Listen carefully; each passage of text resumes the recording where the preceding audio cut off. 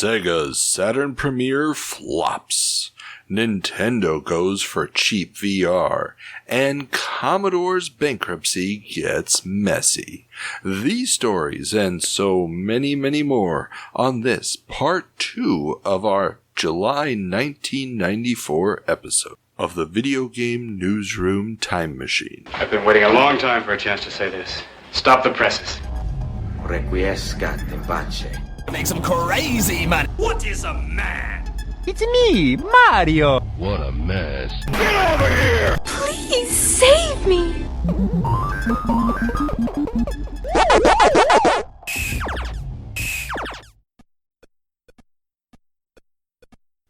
Welcome back, everybody, to another episode of the Video Game Newsroom Time Machine, or at least in this case, part 2 of an episode.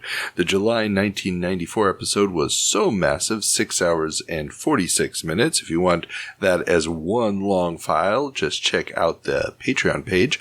But for everybody else, I've divided it up into 2 episodes, so if you didn't hear part 1, where we talked about such great moments as the Japanese console market crashing, game rating systems being introduced, and the birth of E3, then go back and check that out, and then come back here and pick up in this episode, which we will be jumping right into midstream.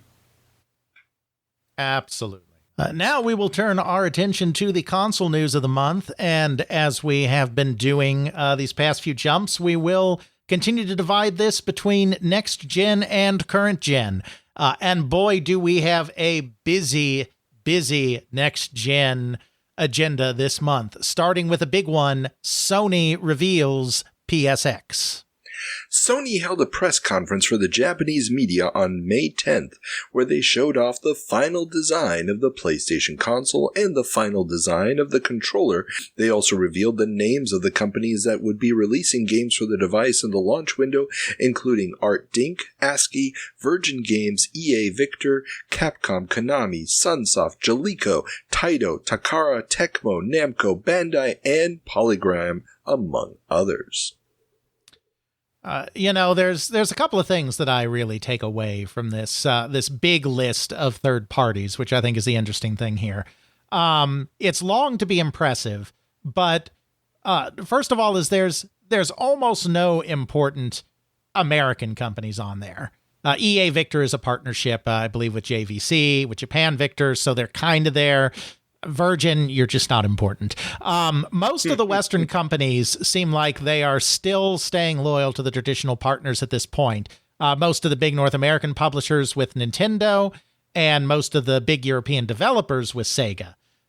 Because there's existing relationships there, and I think Sony, from the sources we have, they were really concentrating their full court press on Japan, and they weren't really thinking about what they would have to do in America yet at this point in the main Japanese office.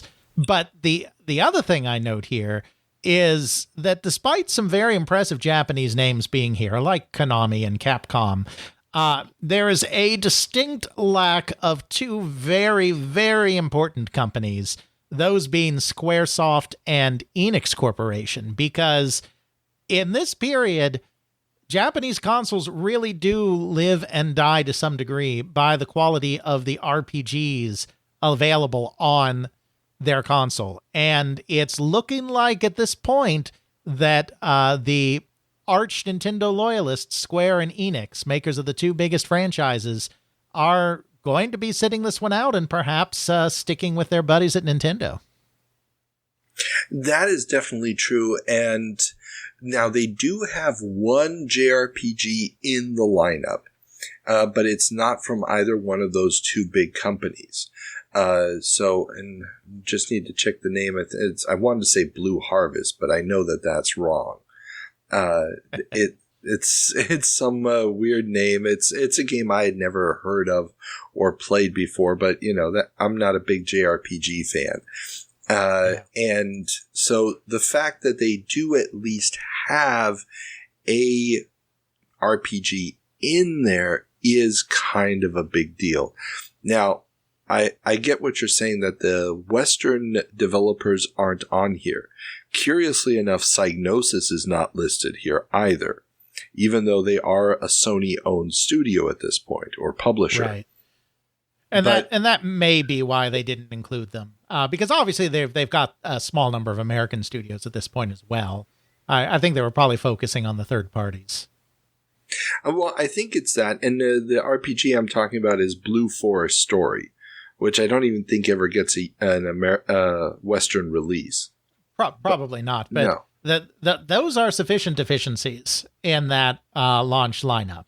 And you know, if Enix and Square stay loyal to Nintendo, that could be a real problem. But I guess we'll just have to see what happens there, Carl. Yeah, and also just remember the U.S. launch is going to be a year out, so they still have time to work on that.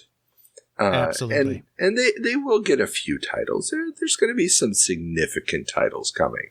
But yeah, it's largely going to be coming from the UK, at least in the launch window, and from Japan. Okay. Absolutely. So, our next few stories are all going to be a little bit linked, because the big story that we're talking about for Next Gen here is that the Tokyo Toy Show sees hardware premieres. The Tokyo Toy Show, held June 2nd through the 5th, saw 4 new hardware platforms premiere. Electronic Games Monthly's EGM2 magazine was there and got hands-on impressions. Indeed. So our first console here is Bandai's BAX. Bandai's BAX is a CD-based system using a wireless controller. The system is being positioned primarily as an interactive video device with multimedia applications like language learning encyclopedias and educational games. Bandai will also leverage their many licenses such as Dragon Ball Z to produce content for the system. The system is also targeting a more price-sensitive consumer at just 29,800 yen. Yeah, this is an interesting one, and this does end up being released in Japan under the name Playdia. But the reason they can price it so cheaply is this FMV console is driven by an 8-bit processor, a Z80 derivative. Well, I mean, so was the Dragon's Lair arcade game. It had an 8-bit processor in it, so, I mean, you don't need a lot of power. The MSX could run Laserdisc games.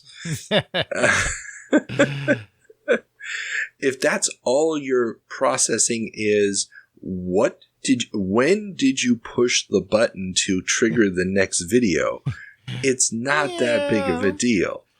But yeah. But it's definitely not next gen. And I don't have any real insight on the Playdia. I mean, Bandai was a company that was involved in video game hardware in the early days.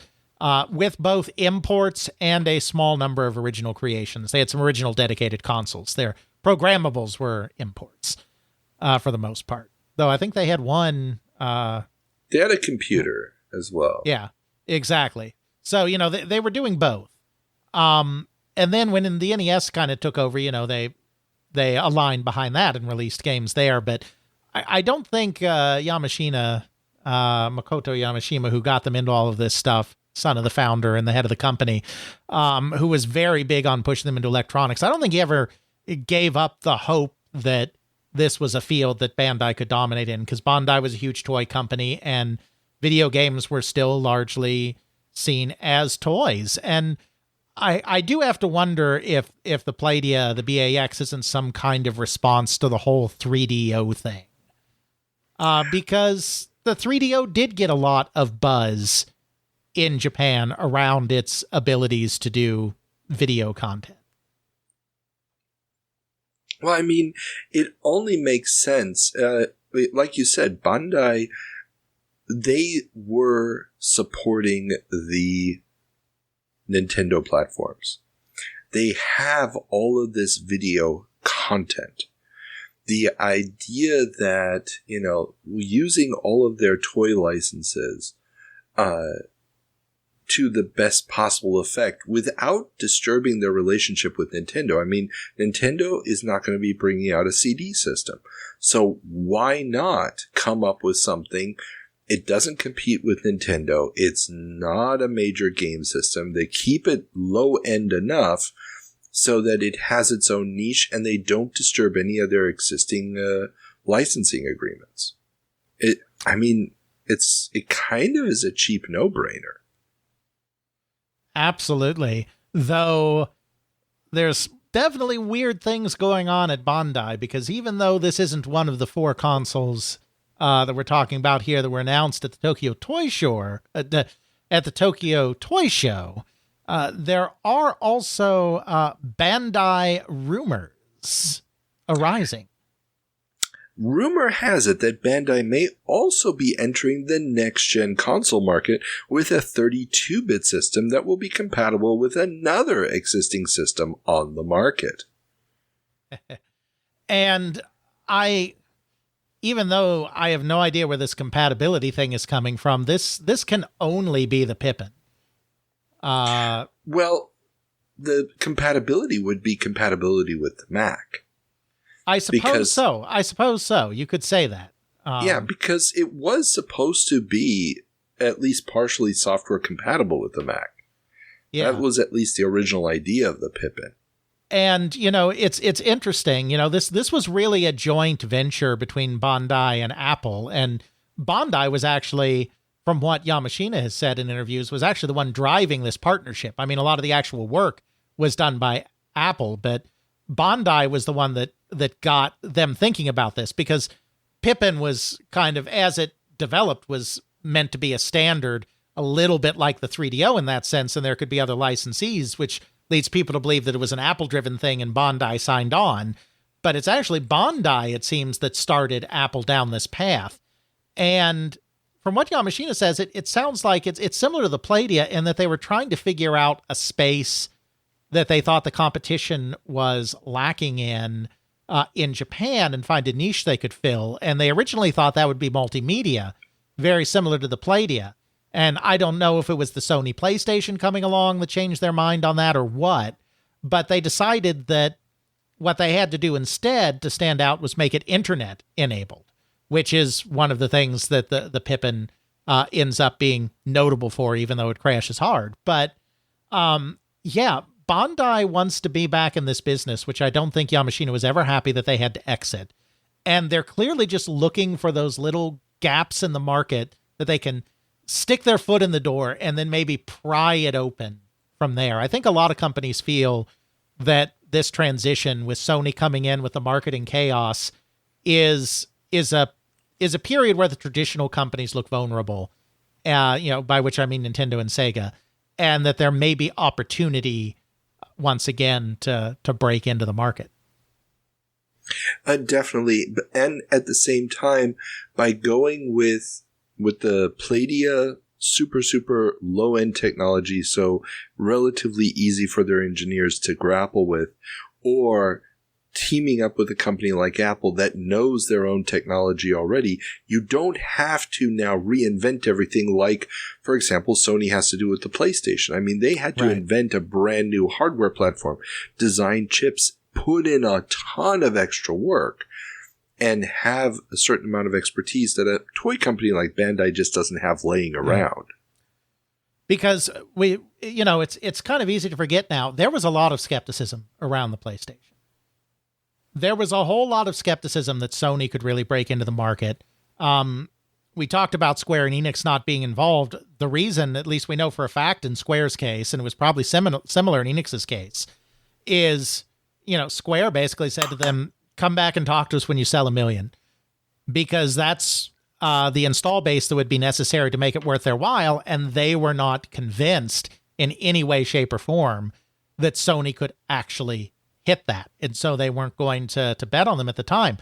And so Nintendo and Sega were both vulnerable because of the market forces that we've discussed previously. And just about everybody explored a console in this period in Japan. Very few of them made consoles. Namco and Konami both explored it.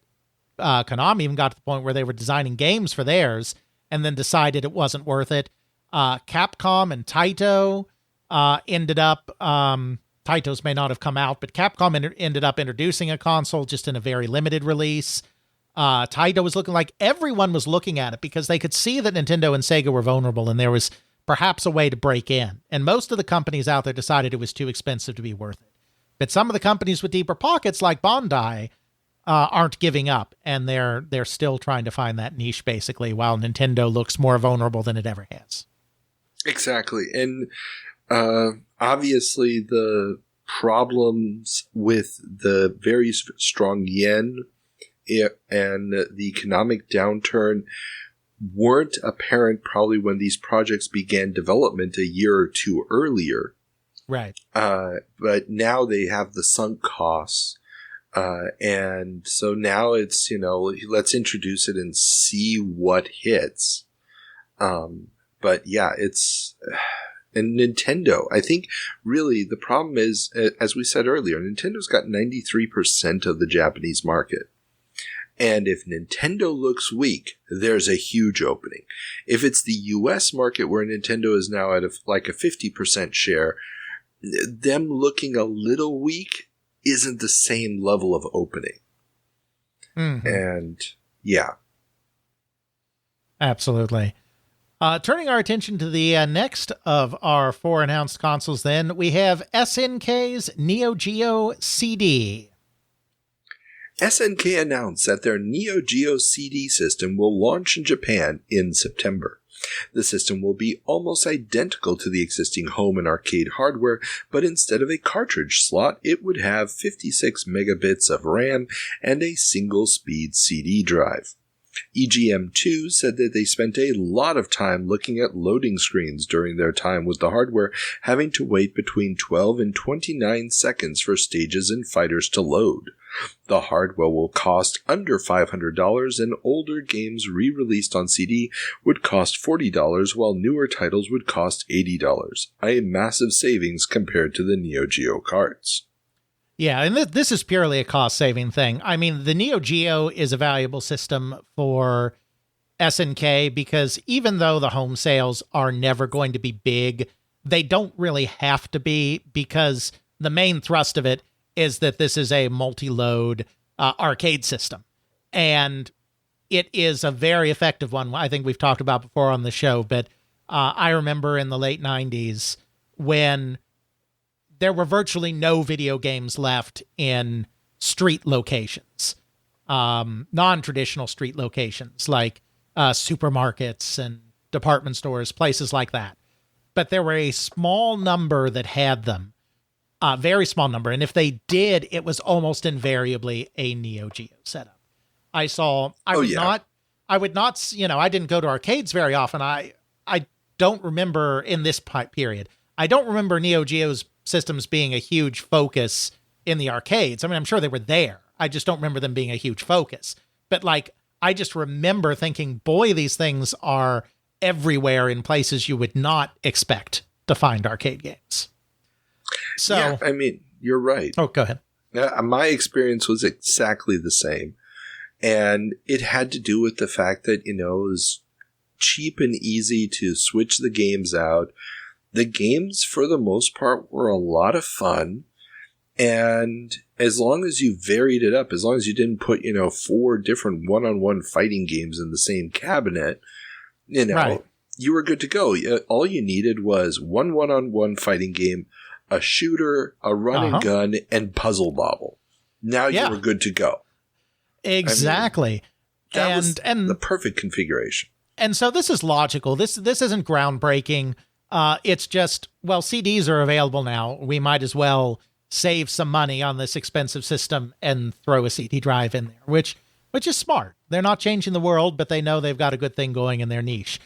The other thing that I find very interesting here is this is one of our first, if not our very first, mention of complaints about load times, because that was a major culture shock for all of us, both of my generation that grew up on the NES and your generation that grew up on the Atari 2600. That was major. Wait. I'm going to stop you right there. My generation did not grow up on the 2600. I know. My generation was the post-crash generation. 29 seconds for a stage to load. F you spoiled little pieces of crap. Well, yes, if you were playing a Commodore 64, this is not so impressive. That's fair. Sorry. How many millions of us were there? How many millions of us were there? Yeah, how many Commodore 64s? Come on. That's fair. But those that grew up on the NES or the Atari 2600, which was not you, that's fair. This was a major culture shock to have console games that you had to wait on loading screens. Yeah. Oh, yeah. And, you know, Nintendo claims it's one of the reasons that they stuck with cartridges. Now, the main reason was piracy.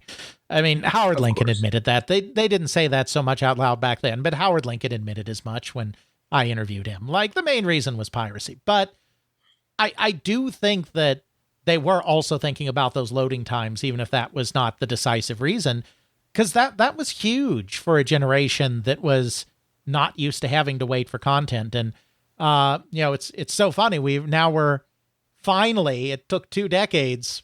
I mean, 3 decades, 2.5 decades, whatever. But I guess 3 decades. But we're finally back to the way it used to be now that the latest generation consoles have solid state hard drives. We're back to the good old days again on load times. Except, of course, every time you boot the damn thing up, you have to wait half an hour for an update. Now we're not spreading the load time throughout the game experience. We're just front loading it. Indeed. But I did want to point out that talk about load times, because that's definitely a major topic of conversation in this next generation where CD is becoming prevalent for the first time. Exactly. And I mean, a lot of the CD games on the Mega CD have had relatively low load times, but then again, you're dealing with sprites that are extremely low color depth. So that the data amount, the data that you're downloading is small. And we haven't gotten really a one-on-one fighting game on the Sega CD yet, which is where you really feel those load times. And let's face it, the reason you buy a Neo Geo is mostly for those fighting games. Now, there is a side note in the EGM2 article. They contacted SNK USA, who said that the system would be out in the fall of 1995 in the US, but sport a double-speed CD drive and cost $400. Sadly, all international markets would only get the single-speed drive system, with only the Japanese market getting a double-speed system shortly before the system was discontinued. And this is another weird one. Something goes wrong at SNK USA. It could have been that they were according to Wikipedia, and you always take Wikipedia with a huge grain of salt. Sure. There was unexpected complications in updating the drives from single to double speed, which probably had a lot to do with the software. I mean, if you have any kind of timing issues built into the software, you suddenly change the speed, that's going to throw stuff off. For sure. Or at least it just didn't pay off to update it to a double speed. So the Neo Geo CD actually gets launched in Europe way before the United States. Comes out in the United States much, much later than expected. And when it does come out, it's single speed, which obviously is just going to be a huge bummer for a lot of people. But absolutely. You're not paying $130, $150 for a cartridge anymore, so there you go. There you go. Turning our attention then to our third of 4 systems, we have NEC's PCFX. After trashing their plans for a 3D graphics-enabled device earlier in the year, NEC showed off the PCFX, a 32-bit system built around full-screen 30 frames per second video. The games shown were both fighting games built on FMV, one using footage from Fist of the North Star, and the other using pre-rendered CGI fighters. The system will be retailing for about 50,000 yen. Yeah, and you know, I mean, again, I don't have a lot of insight into the PCFX, but I do think that this was another example of most companies just, quite frankly, misread where the market was going. They they thought that true 3D polygonal games were not going to be a thing in the home yet. And so you either had to go with a really super advanced sprite-based machine, or you had to go with a 3D machine that was focused more on multimedia. Because at the time these things were being developed, because remember, they're being announced in 1994, they probably started development in 92 or 93. And so at that time, I think a lot of companies bet that the next move was going to be something more like a multimedia PC and not a pure 3D polygonal hardware. And so that's where the PCFX gets caught. It is 3D polygonal capable, but it's really focused on presenting itself as a form of multimedia PC. It has a tower profile, very similar to a PC. It's called the Multimedia Entertainment Player. And this whole first round of games seems to be really focused on FMV and pre-rendered graphics. And I think that's where they thought that they could find their niche, because they thought that companies like Nintendo and Sega were probably going to stick with more traditional sprite-based machines. And then, of course, Sony comes along and just upends everything, but it's too late at this point to pull back from this strategy. Oh, definitely. And I mean, the only way that you are going to, let's say, make a system that performed better with sprites than, let's say, the Neo Geo would be to put even more processing power into it, more sprites per line, etc., etc. And now suddenly you're dealing with a relatively expensive piece of hardware that is just on the chip side, in addition to the very, very expensive CD drive. Right. And so from a cost point of view, okay, if we still have to have the CD drive in there and we have to put in a ton of chips to control all of those sprites, the math doesn't add up. And like I said, like you said, I agree. I don't think anybody really believed 3D was going to be an option realistically in this generation. If you look at the screenshots of the system that they scrapped, there were virtually no, if none, no textures on almost anything. It was just, maybe some Guro shading, but that was about it. It was going to be flat polygons. And, that just doesn't look pretty, especially in screenshots, as a nice pre-rendered FMV. So, yeah, it's easy to understand why some of these systems came out, but it's also easy to understand why they faded very quickly. Yeah. And now last, but certainly not least of these four consoles, we got a little thing called Sega's Saturn. Sega finally let people get hands-on with their 32-bit system. Sorta. The game demos on display were not connected to production-ready systems, but instead to breadboards behind the walls, and the two games on display, Virtua Fighter and Daytona USA, were far from complete. Virtua Fighter let players move two characters around and perform moves, but collision detection hadn't yet been implemented, so no hits could land. And Daytona consisted of being able to drive the car on a flat texture in an otherwise empty space. Clockwork Knight was farther along, but was nothing more than a nicely textured side-scroller. The system is scheduled for release in November at 49,800 yen. Yeah, and, this is important to kind of stop and talk about a little bit here, this reveal, because it makes a lot of subsequent events make so much sense. We have to remember that it was only relatively late. They've only recently, sometime, within the last year, or maybe even the last, 7-8 months, have defined the final specs of the system, because they had to pivot and add more capability once it became clear that they were competing with a Sony that had gone all in on polygonal graphics in the home. And this seems to indicate that last-minute move has created some real problems, because the two big 3D showcases, polygonal showcases, Virtua Fighter and Daytona USA, look like they're nowhere near done. Just based on this demo. Yeah. And, we talk about the 32X a lot. I've talked about the 32X so much, but I feel the narrative around it is so wrong that I feel the need to just kind of trumpet this all the time. At this time, we're looking at a system where, is it even going to be ready for the Japanese launch?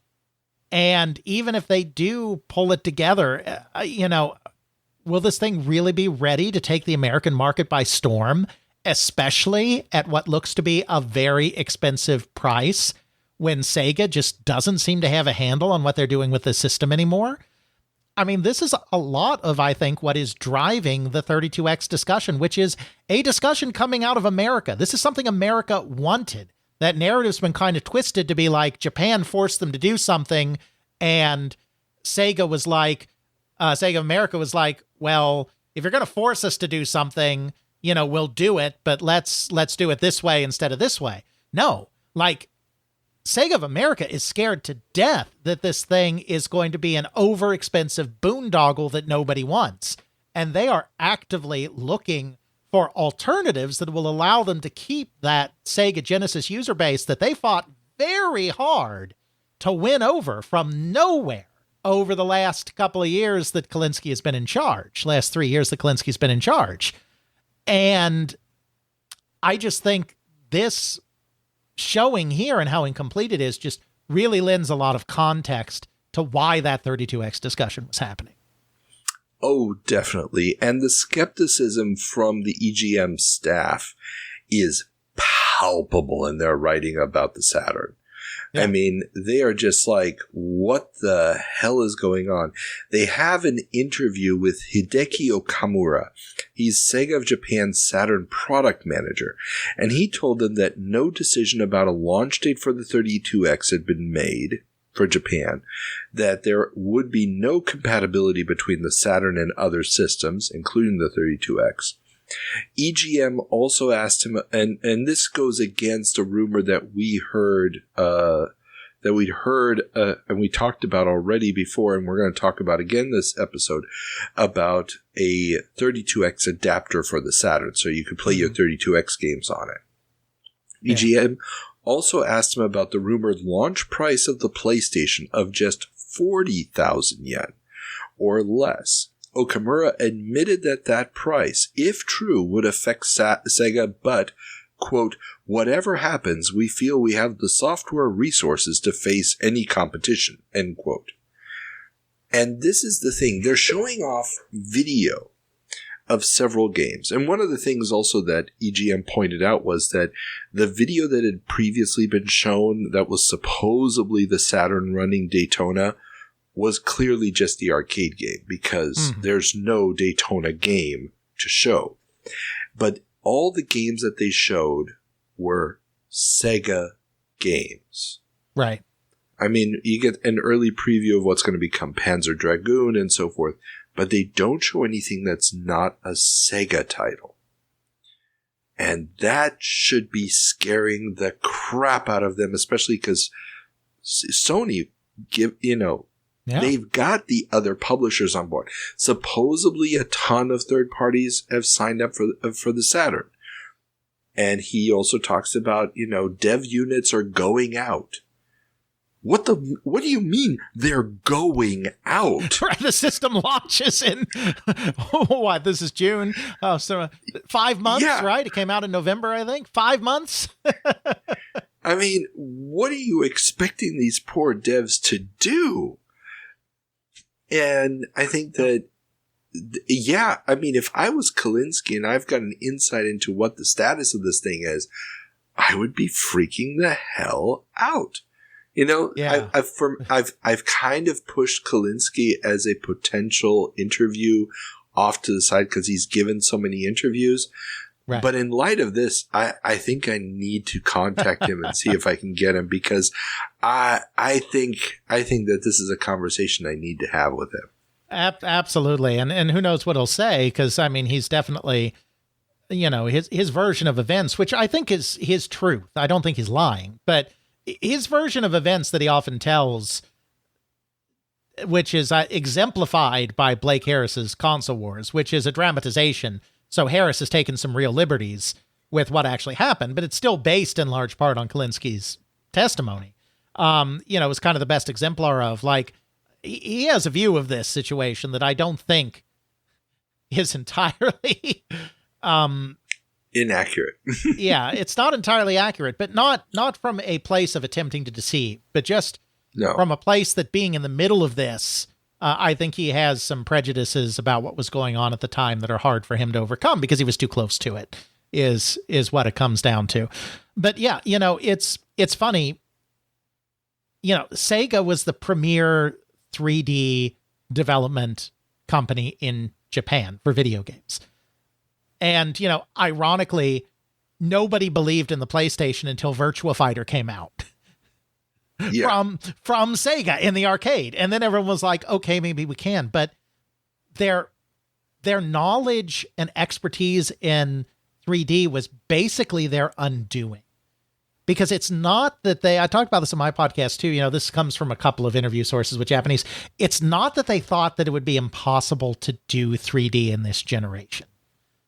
Because they had the arcade hardware and they could do the math on what the cost reduction would be like to get like a Model 2 board in some kind of, home console package.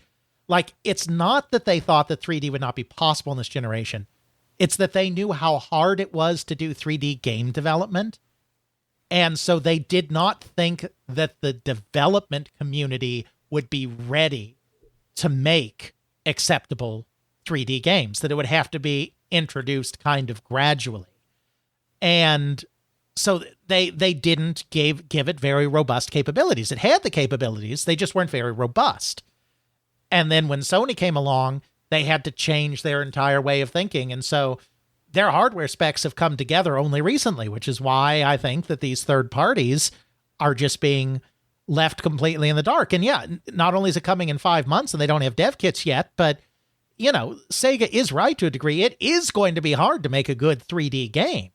So even if they had dev kits in the hands of those third parties right this moment, they still haven't done anything to socialize, whereas Sony, with its libraries of APIs, is also socializing the development community on how to get the most out of their 3D system. And so there's just a big disconnect between the Sega and Sony approaches. And spoiler alert, that may play a role in who wins this particular round of the console wars. Yeah. I'd love to know whether or not, because at this point, I don't think, at least when the decision to finalize the hardware was made, I don't think that they truly understood all the shortcuts Sony took to get the PlayStation to the point where it was. I'm sure that's true. And because we also know that EA gets spooked by it. They don't know all the shortcuts either. That's why Madden is missing for a year. But what I think, I'd love to know whether or not Doom was a wake-up call to them. Because, we know that their 3D hardware in the arcade was co-developed together with the same people who were doing military simulators and flight simulators and stuff. Uh-huh. In the arcade, you can spend thousands and thousands and thousands on this hardware without worrying about it. Maybe the philosophical difference or the philosophical problem that they had was doing 3D on the cheap, doing 3D with tricks. Right. Wasn't something that they were really thinking about because, like you said, their experience with 3D was the experience of we're going to do it pure and the true way. Yeah. And seeing a game like Doom must have just freaked the fuck out of them because suddenly, there's these guys making this super fast, super fun, super immersive game, and it's really just 2D planes with some height added. Right. You know? And it must have just been like, oh, wait a second. And their system can't even properly run it. I mean, when you get first-person shooters on the Saturn, they're using a completely different engine. Yeah.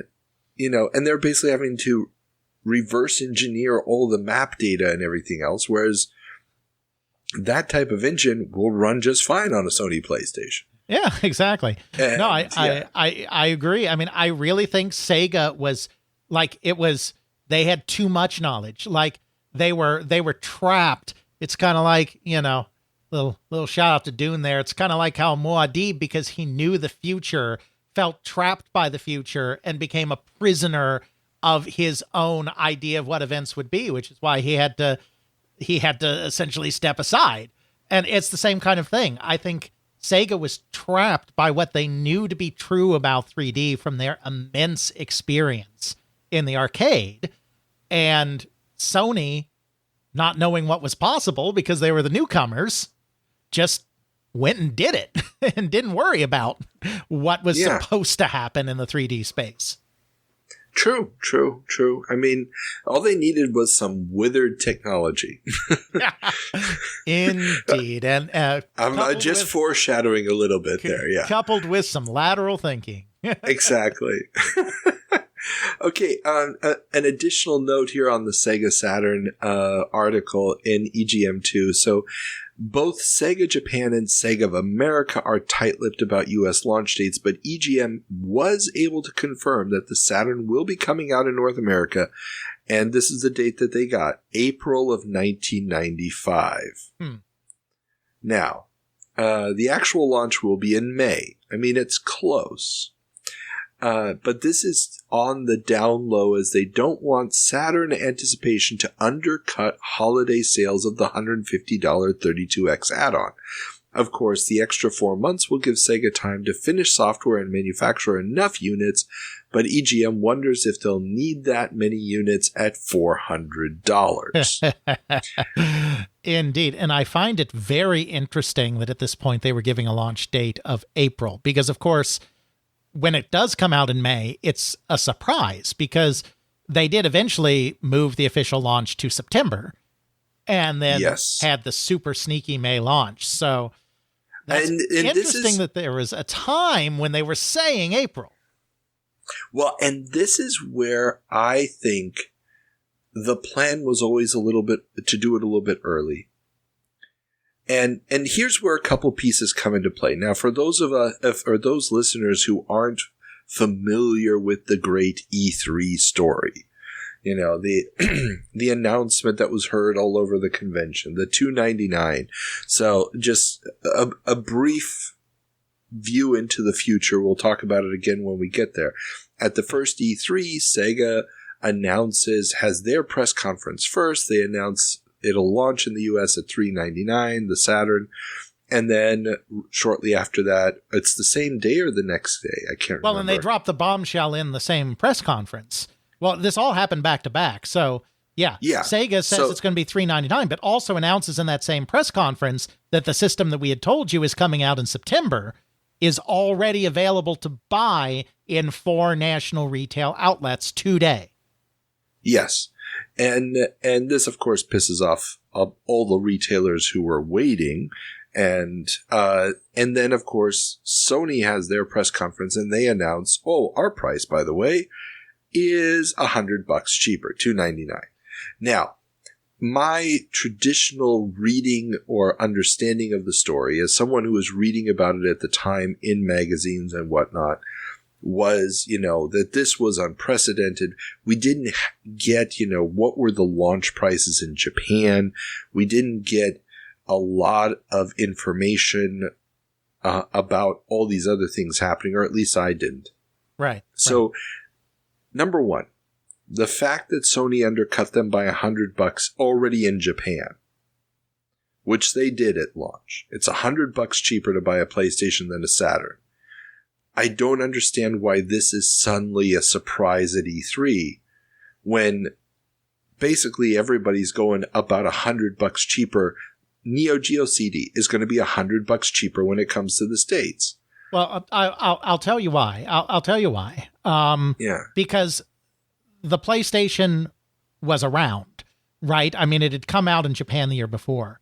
So competing companies had taken apart PlayStations and priced out the components and saw no way that they could afford to release it at $299. Like there was cost analysis behind this. Like Sam Trammell accused Sony of dumping. Okay. You know, which, you know, of course he's going to raise a fuss because, you know, that's disaster for the Jaguar, which didn't stand a chance. But, you know, I mean, they accused of dumping because everyone looked at this and was like, there was no way they could release at that price.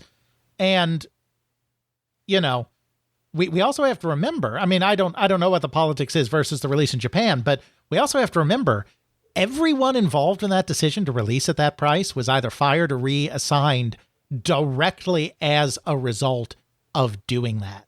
Japan was furious that they launched at $299. So even Sony was not particularly keyed in on that price and this is because, and we won't go into all of this, we can go into this more at E3, but basically Sony Computer Entertainment America was not a subsidiary of Sony Computer Entertainment. And so the people launching and marketing the PlayStation in Japan had no direct control over the people launching it in the United States.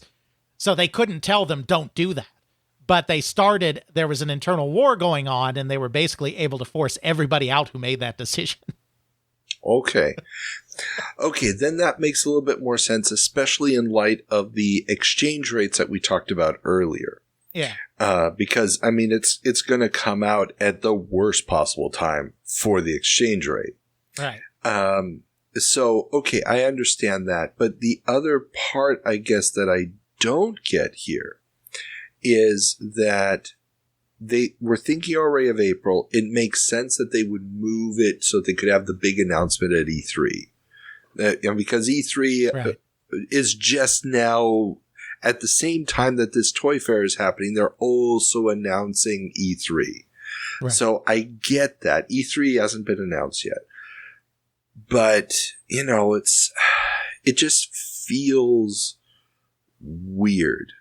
It feels unorganized. It feels like we've got to do something to gain mind share, but the product just isn't ready. And it's just, I mean, they needed another 6 months for the Japanese launch. Yeah. And but they were truly scared to death of Sony, because even though Sony was a neophyte, Sony had so much money. Yeah. That there was the real fear that even if they made mistakes, they would just paper over those mistakes with their vast fortune. And that, like, you basically had to be there at the start and hope that Sony made a mistake and you could be right there to capitalize on it. If you weren't there right when they launched to capitalize on a Sony misstep, I think the worry was that by the time you launched, Sony would bury the market in so much money it wouldn't matter anymore. I mean, there was a true terror here. I mean, Nintendo is Nintendo, and Nintendo has huge cash reserves. So they're not playing this game. They're standing above it all, for better or for worse. But Sega does not have huge cash reserves, is being, as we discussed earlier in the episode, bitten in the ass by this yen exchange rate. And so they can't afford to enter a market that they've already allowed Sony to saturate, is basically what it comes down to, I think. Yeah. And it's kind of sad because, you know, they just bet on the wrong evolution of games. They did. They just did. They really did. And it's a mess. And, you know, you as a historical analyst at this time and as a magazine reader at that time are not the only people absolutely just floored and confused by what the heck is going on at Sega. This is happening everywhere, and Sega is in damage control mode right now as Sega trying to avoid confusion. Sega is prepping their supercharger for the Genesis, the 32X, and appears to be aware that consumers might get confused. According to Sega Executive Vice President Paul Rio. Rio? I think it's Rio, not it's Rio. Either that or Ryu. If yeah, you put a little more French on. RIOUX. Yes. The $149 add-on is designed to be an affordable upgrade for gamers. This inexpensive upgrade, he believes, will have mass market appeal for the existing 13 million Genesis owners, a number that may grow to 18 million by the end of the year. Quote, "We will basically be saying to customers in our ads, don't wait for the next thing, you can afford this right now," end quote. Says Rio. Quote, "We want to clarify that for the consumer who likely will be very confused in the fall period."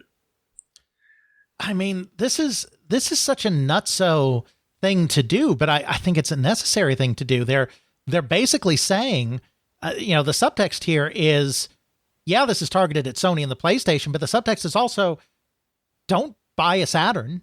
Don't hold out for a Saturn. We're going to give you your next gen hit right here. Buy this. And but I don't, well, that they also say in this, now this is coming from Billboard magazine in July. Okay, right. Remember, in June at Toy Fair, at the Toy Fair in Japan, right. Sega is saying there will be no compatibility. In July, at Billboard, which is a weekly publication, is being told by Sega, oh, no, we are working on an adapter to allow the Saturn to play 32X games. Yeah.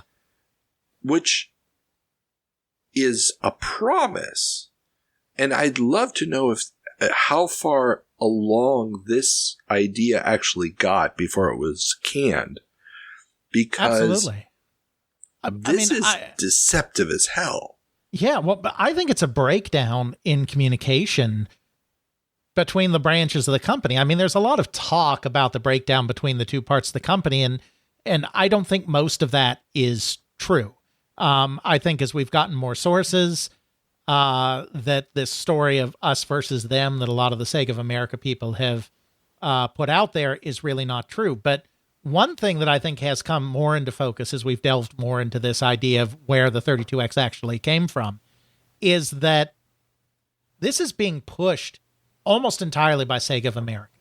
And they're working with Sega in Japan to do this. Like, there's partnership on developing the hardware. But I think Sega of America is trying to drive the story of the 32X. And I think they're doing that because they have already convinced themselves that the Saturn is going to fail. And I think that they are actually actively working against the Saturn. Now, I don't mean that they're trying to sabotage it internally so that it will fail.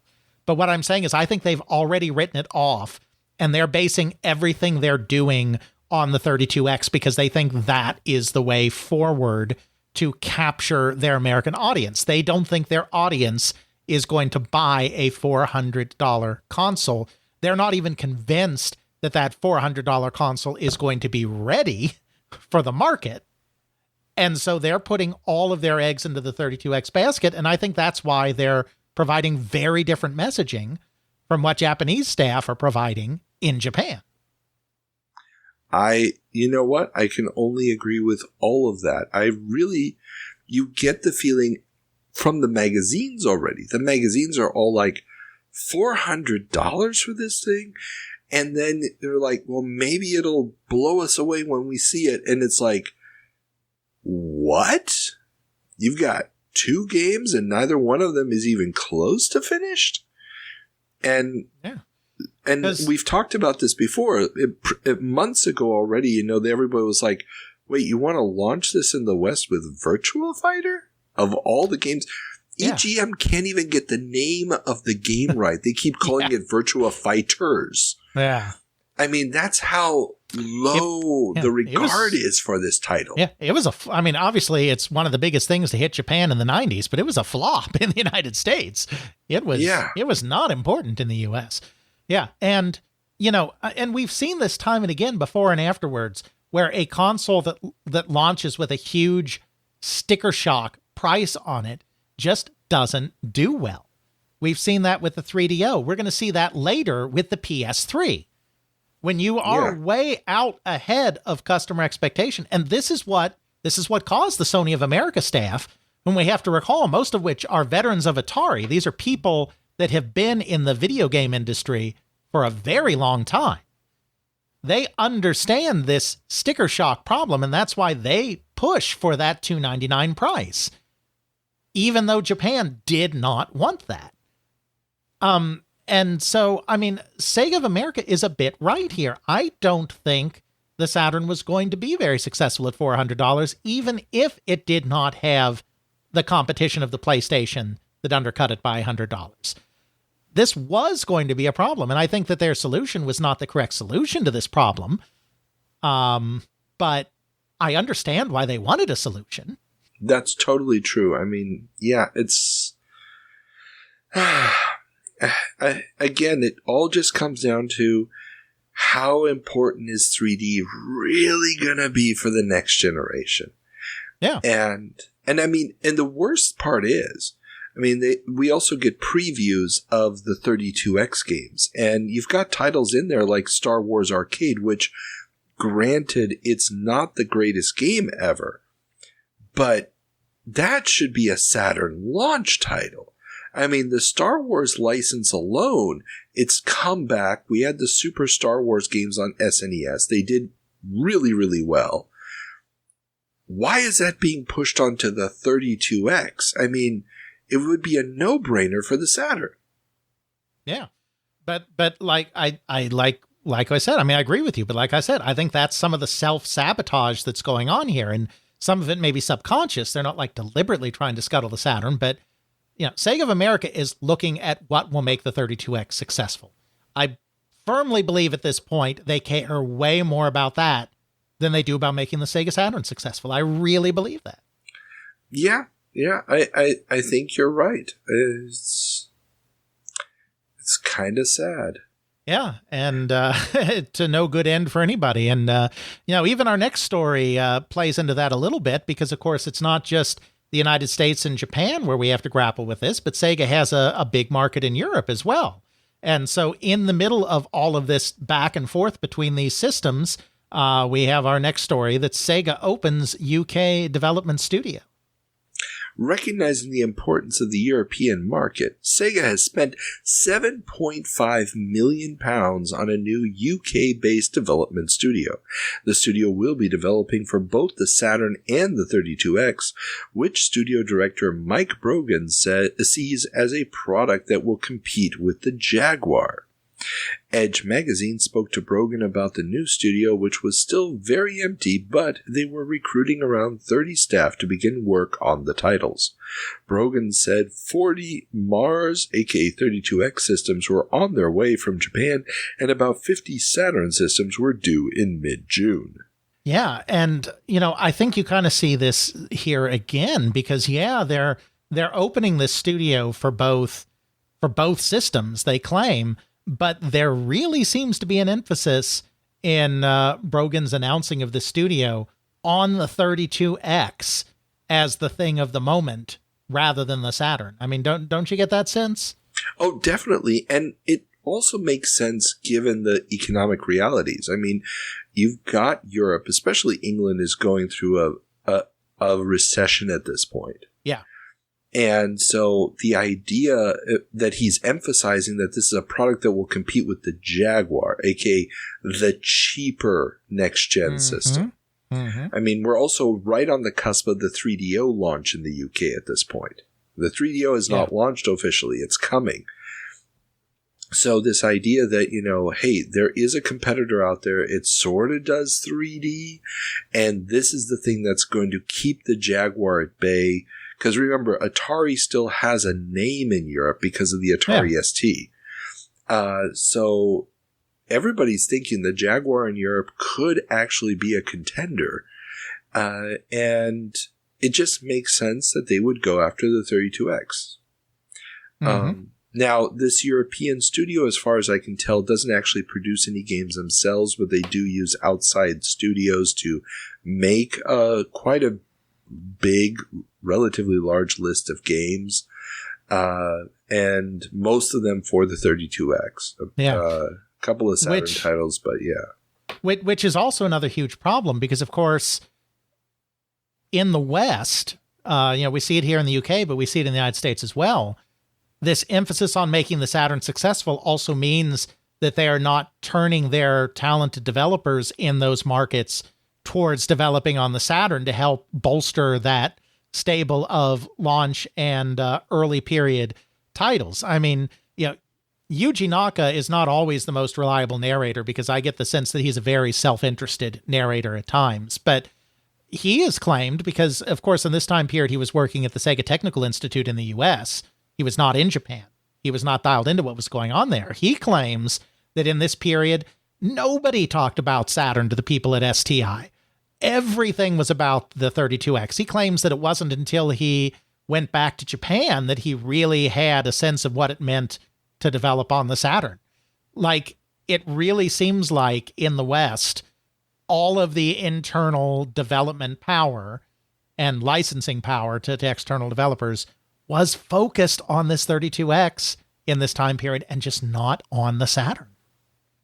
Well, and it also makes sense because virtually all of these titles that are going to come for the 32X are not going to be 3D titles. They're going to be 2D titles. Yeah. And that's where the expertise is already there. I mean, you would have to now take these American and European developers and train them into 3D, whereas Sega of Japan theoretically already has 3D developers through their experience working with the arcade hardware. And that's exactly what they did, because they reorganized their teams in this time period, and they pulled in people from their arcade teams, and they formed teams that were kind of, in many cases, made up of a combination of people from both sides of the company. Yeah. And I mean, we will get some 3D out of it. Like, for example, the Saturn port of House of the Dead is done by a UK team, through this development studio. But, it's one of those things where, okay, they're just porting over the existing 3D games into the Saturn's weird planar geometry tricks. Right. And then they're going to be porting that port over to the PC using Direct Draw, which is another interesting story. But, yeah, I'm not saying, and I say this as somebody who, oh my God, I played a tremendous amount of that on Windows. Tremendous amount. But yeah, so it's just kind of, you're right. They think the 32X is going to be their meal ticket because they really don't see people spending $400 on a console. Yeah, absolutely. But it is not just Sega that is touting some new lower cost hardware in this time period, as Nintendo announces new 32-bit system. According to Edge magazine, Nintendo sent out a cryptic press release in mid-April announcing that they would be launching a new 32-bit virtual reality system in the spring of 1995. The new system is said to be in the final stages of development and will debut at the Shinsaku Soft no Tenjikai software show in November. The device is claimed to give users the ability to experience VR without using a TV or head-mounted device. Nintendo is tight-lipped about the new device, with President Hiroshi Yamauchi offering simply, quote, "We're going to open up a new field for entertainment," end quote. And, I think this announcement, this press release right here, just sums up the entire problem with the Virtual Boy in a nutshell. Now, I have actually played a Virtual Boy. I mean, I played it at the time in Best Buy, one of their displays, played Red Alert on it. And so, I mean, I think it was going to have challenges no matter what, because it is just not that great a console, period. However, from the very beginning here, they are touting a virtual reality experience for a low price. And I mean, sure, technically that is basically the same kind of technology as used in virtual reality. You're peering into this display and you're getting kind of this three-dimensional image. But even in this time period, when people think about virtual reality, that's not what makes something virtual reality all on its own. It's also the head tracking. That is a big part of what makes something virtual reality. It's also the hand tracking. That is a part of the virtual reality experience. They're not really offering virtual reality. And with those limited graphics, it's really not that impressive. I mean, I remember the first time I put on like an Oculus display. And, you know, I mean, I wasn't interested in, it was a friend's. I wasn't interested in buying one myself. I still found the gameplay very limited. But I was incredibly impressed by the immersive experience of feeling like you've been transported, you know, into this new virtual space that you can look around in. So, I mean, I could see that. The Virtual Boy, and I know this because I played it, the Virtual Boy does not have that wow factor at all. No. But they're basically saying it's going to have that wow factor. So they are setting themselves up for failure from the very beginning just by getting people to expect that they are going to deliver a virtual reality experience, which I would argue, even if it's, I mean, it's technically correct. You can't sue them for false advertising over it. But I would argue that that is not a virtual reality experience. Under no circumstances. Now, according to Edge, the virtual reality project will retail for just 20,000 yen.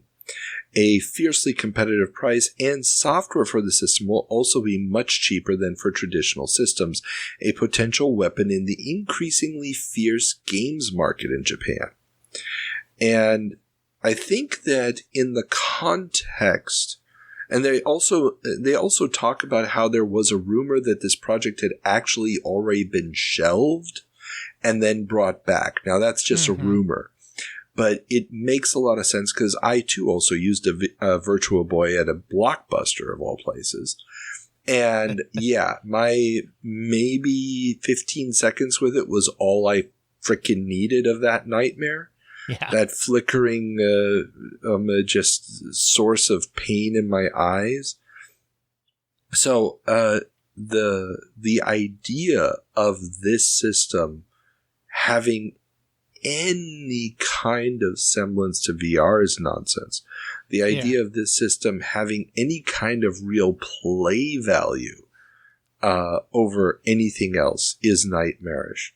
But I have a feeling that it was just an issue of we can't be the only ones without a product. Well, and you know, I just want to say, and I find that interesting. Because, I mean, I don't have a lot of insight into the Virtual Boy's development, but we do have a lot of insight into the Game Boy's development now because of Florent Gorge's History of Nintendo Volume 4, which has been available in French for several years, but also just this year got an English translation for the first time. And the Game Boy was in a very similar situation where the Game Boy was very nearly shelved. It wasn't officially canceled, but it got very close. And then because Nintendo had to delay the Super Famicom because they were having so much trouble with it, Yamauchi turned back around and said, okay, we need a product to fill the gap since the Famicom's not ready, so let's go ahead and keep this Game Boy thing going. So I could totally see Nintendo doing the same with the Virtual Boy, quite frankly. And you know, it's kind of funny because there's a rumor running around about the Ultra 64. Uh-huh. Isn't there, though? One more thing I want to say before we turn from this story for the benefit of our Department of Corrections. Red Alarm was the game that I played on the Virtual Boy, not Red Alert. Okay.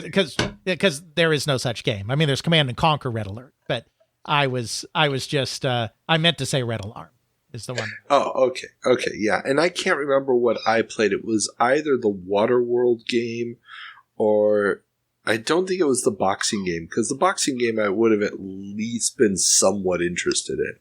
But I think it was the Waterworld game, and it was, Fair enough. But that's not our only Nintendo story, as we do have some news on that other console as well, as Nintendo signs with Rambus. Nintendo of America has announced that their upcoming console, the Ultra 64, will use Rambus 500 MHz RAM. This partnership with Rambus will, according to Howard Lincoln, be, quote, a significant step because they not only make possible the processing speed we require to give consumers a totally new video game experience, but they deliver that technology at an affordable price, end quote. And yeah, he's got to say the first thing to make it sound good, but I'm pretty sure it's really all about the second thing, because I'm not particularly technical. But as far as I know, that Rambus RAM is set up in a very distinct way that very much inhibited unlocking the full power of the Ultra 64. Well, here's now, again, I'm not a technical guy, so if any listeners have better explanation of this, but it's my understanding after looking at some of the specs, the system doesn't really have separate video RAM. Mm-hmm. It's using just one block of RAM for everything. So every time that you want to move stuff around, you're basically dumping stuff out of the RAM, then having to reload it back into the RAM to be able to do it in different chips. I think what they may have, this is speculation, but I think why they went with this extremely high-speed RAM for the time, I mean, this stuff is really high speed in comparison with everybody else, is they still just want to use the one block of RAM, but by using the high speed, they are hoping that they can mitigate the harm. That might be the theory behind this. I'm sure that that's true. I mean, I that's got to be true. But I think the problem comes from the fact that there. And again, I'm not very technical, so someone can correct me if I'm wrong. But I believe that Rambus's implementation had real latency problems as well, which just compounded all of these issues around having to move so much stuff in and out of RAM all the time. Okay. So like there were some design problems because it's fast and it's cheap. And, as we know, if you have something that's fast and cheap, you've probably with the traditional, like engineers, like, tripod or whatever, you've probably sacrificed quality. Because you can have something fast, you can have something cheap, and you can have something. And I realize fast means getting it done fast, not delivering fast. Making a bit of a joke here, yeah.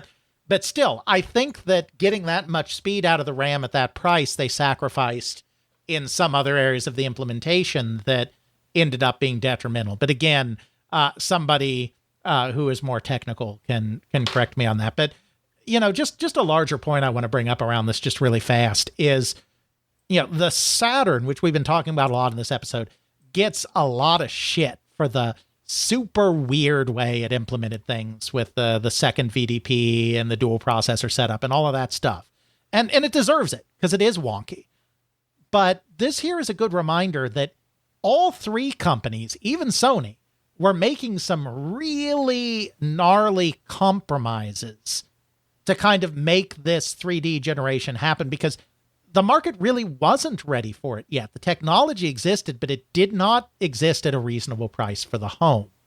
It barely existed at a $300 or $400 price, which was only barely reasonable for the home. And so everybody made sacrifices. Sony had their limited amount of video RAM and their weird bus and pipelining of rendering the graphics, which was a hamstringing thing, and they made it easy to work with by providing APIs, but it hamstrung the overall power of the console. Sega's got all this nuts balancing processors, and Nintendo is getting on board with some really kind of weird components in their own quest to get costs down. And I'm sure Rambus, being an American company, probably also played into things a little bit, just because we have been talking about how everyone is getting destroyed by that exchange rate with the yen. And so having an American company do the RAM might have also been a consideration for cost reasons. Oh, definitely. And so yeah, it's like Sega gets most of the flack for this because theirs is the console that failed most spectacularly. But everyone is cutting corners and making compromises to try to will this polygonal 3D graphical generation into being at a price that consumers are willing to pay. I cannot disagree with any of that. And Edge also tells us that there is a rumor mounting that Nintendo is finding sourcing of parts for the Ultra 64 increasingly difficult and expensive, which is causing delays. Yeah, because of course Nintendo, as we know, I mean, they're leapfrogging in theory everybody else because they're going straight to a 64-bit processor, just bypassing this 32-bit generation entirely, which has to come with its own cost control difficulties in a myriad of areas. Well, not only that, remember, everybody else is moving to CD storage at a time when semiconductors are going to be expensive as sin because of the exchange rate. Yes. And you need a whole mess of them for those cartridges because those cartridges are going to be so much bigger. We talked about this a couple months ago when they first announced specs for this. They talked about these cartridges that were going to be massively larger. They're not Neo Geo carts, but they're going to be massively larger than traditional Super Nintendo carts. In size, the memory capacity is going to be larger, which means more silicon, which means higher price, which means you are stuck with that yen price. Yeah. Very true. And Nintendo's not going to let third parties manufacture this stuff. It's not going to be like, oh, a CD printing press anywhere on the world can just print our CDs. Go for it. That's just not going to happen. No, definitely not. So, yeah, a lot of challenges and opportunities there in the next-gen console market. Will be interesting to see how that continues to play out over the next few months and years. But for now, we're going to turn our attention to the consoles that are currently on the market, both last-gen and early, what at the time were called next-gen, with our next set of stories, beginning with video rental and console game publishers bury the hatchet. The Video Software Dealers Association's 13th annual Home Video Entertainment Convention saw Tom Kalinske, president and CEO of Sega of America, named Man of the Year in recognition of his work to normalize relations between the video rental and console industries. After Sega led the way in making their games available to chains like Blockbuster, most of the major players have followed suit, so much so that even companies like Activision and longtime game rental opponent Nintendo have set up booths at the show. In total, 8 major game suppliers will be exhibiting at the show. I'm sure Sega's move into this market, did play a role in normalizing things, but I also have to imagine that some of this is just a realization that, oh my God, we have produced more cartridges than the market can bear, and we need somebody to buy these bloody things. And if that means embracing the rental market, then so be it. Because we got an inventory crunch again, just like in the early 80s crash. Yeah, definitely. I mean, there's only so many hours in a day that kids can play. You know what? And I'm probably guessing that the dawn of the one-on-one fighter has really, really messed with this. Because, it's no longer, I played through the game, I need a new game. It's, I'm still playing Mortal Kombat. Again and again and again and again. So there's definitely a factor there. Absolutely. Yeah. Now, a couple of fun notes, and when I discovered that there was a convention for the home video rental market, I was like, okay, I need to delve into this a little bit. So I got a couple of different sources on this.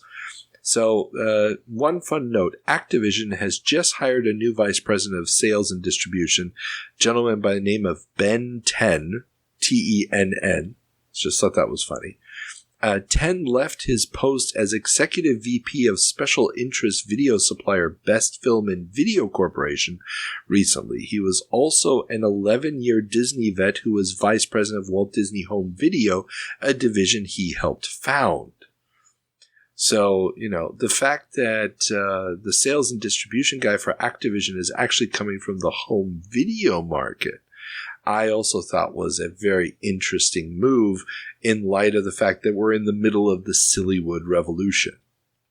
So, yeah. And this is Bobby Kotick's Activision now. And Activision has, Kotick has always been of the view that the video game industry needed to do a better job of imitating Hollywood and that whole side of the entertainment industry to be successful. And, even though that industry, of course, initially fought rentals like hell as well, like that whole home distribution market and that long tail that it developed was a big part of what is keeping the motion picture industry successful in this time period. And so I don't have any insights into Kotick's thinking here, but just knowing what I know about him generally, I'm sure that he saw a need to bring in people from the home video industry in order to more effectively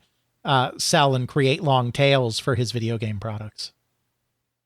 Oh, definitely. And what you're saying about the movie industry suffering at this point is very true. I didn't include it in the notes here, but there were speeches given at this conference by people like, what's his name? The guy who ran the MPAA for decades. Valenti. Jack Valenti. Valenti, thank you. Yeah, I had his face in front of me. Could see his face, but oh well. Jack Valenti is among those who are telling everybody, revenues at the studios are way down. The costs for making the movies are going way up. And he's warning everybody not to do the dumb thing, which would be to simply start producing more movies in order to try to corner the market, because the more movies you put out there just means that there's less money for all the movies. Right. And so, yeah, there's a real hit coming because they've just been producing too much content. Cable television is finally breaking out of the era of we just run reruns of old shows from the networks. Right. They're starting to find their footing, and that just means there's a lot of entertainment out there. Absolutely. Oh, and I guess one final one also coming out of this show. Acclaim has joined Sega in support of Blockbuster's NewLeaf Entertainment trial. NewLeaf's system for downloading games onto blank cartridges while in a Blockbuster rental location could forever change how game rentals work. Virgin will also support the program by releasing Jungle Book early as an in-store playable game at both Blockbuster and Sears locations using NewLeaf carts. So interesting. Yeah, it's interesting, that they're really embracing this idea, because for the manufacturers, it means no more inventory. That what you just mentioned, we produce too many cartridges. If we can move over to this model, hey, the number one cost factor just disappears.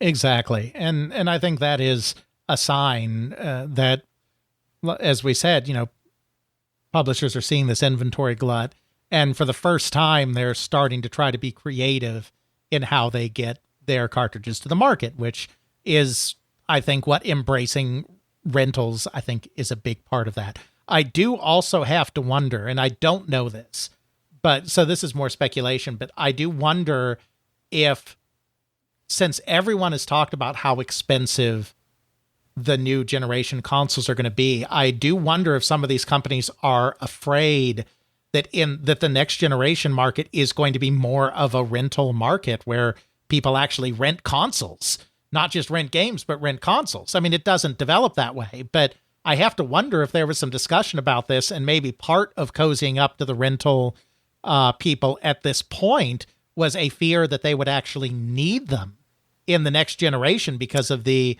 much higher prices of everything. And so better to court them now and get on the same page instead of coming hat in hand in a year or two when you've been telling them to go to hell forever. Well, I mean, I think there's a good argument to be made for that. And again, Kalinske would be the person to ask about this. Because there's also a lot of talk at this show about rental stores maybe getting into the multimedia area.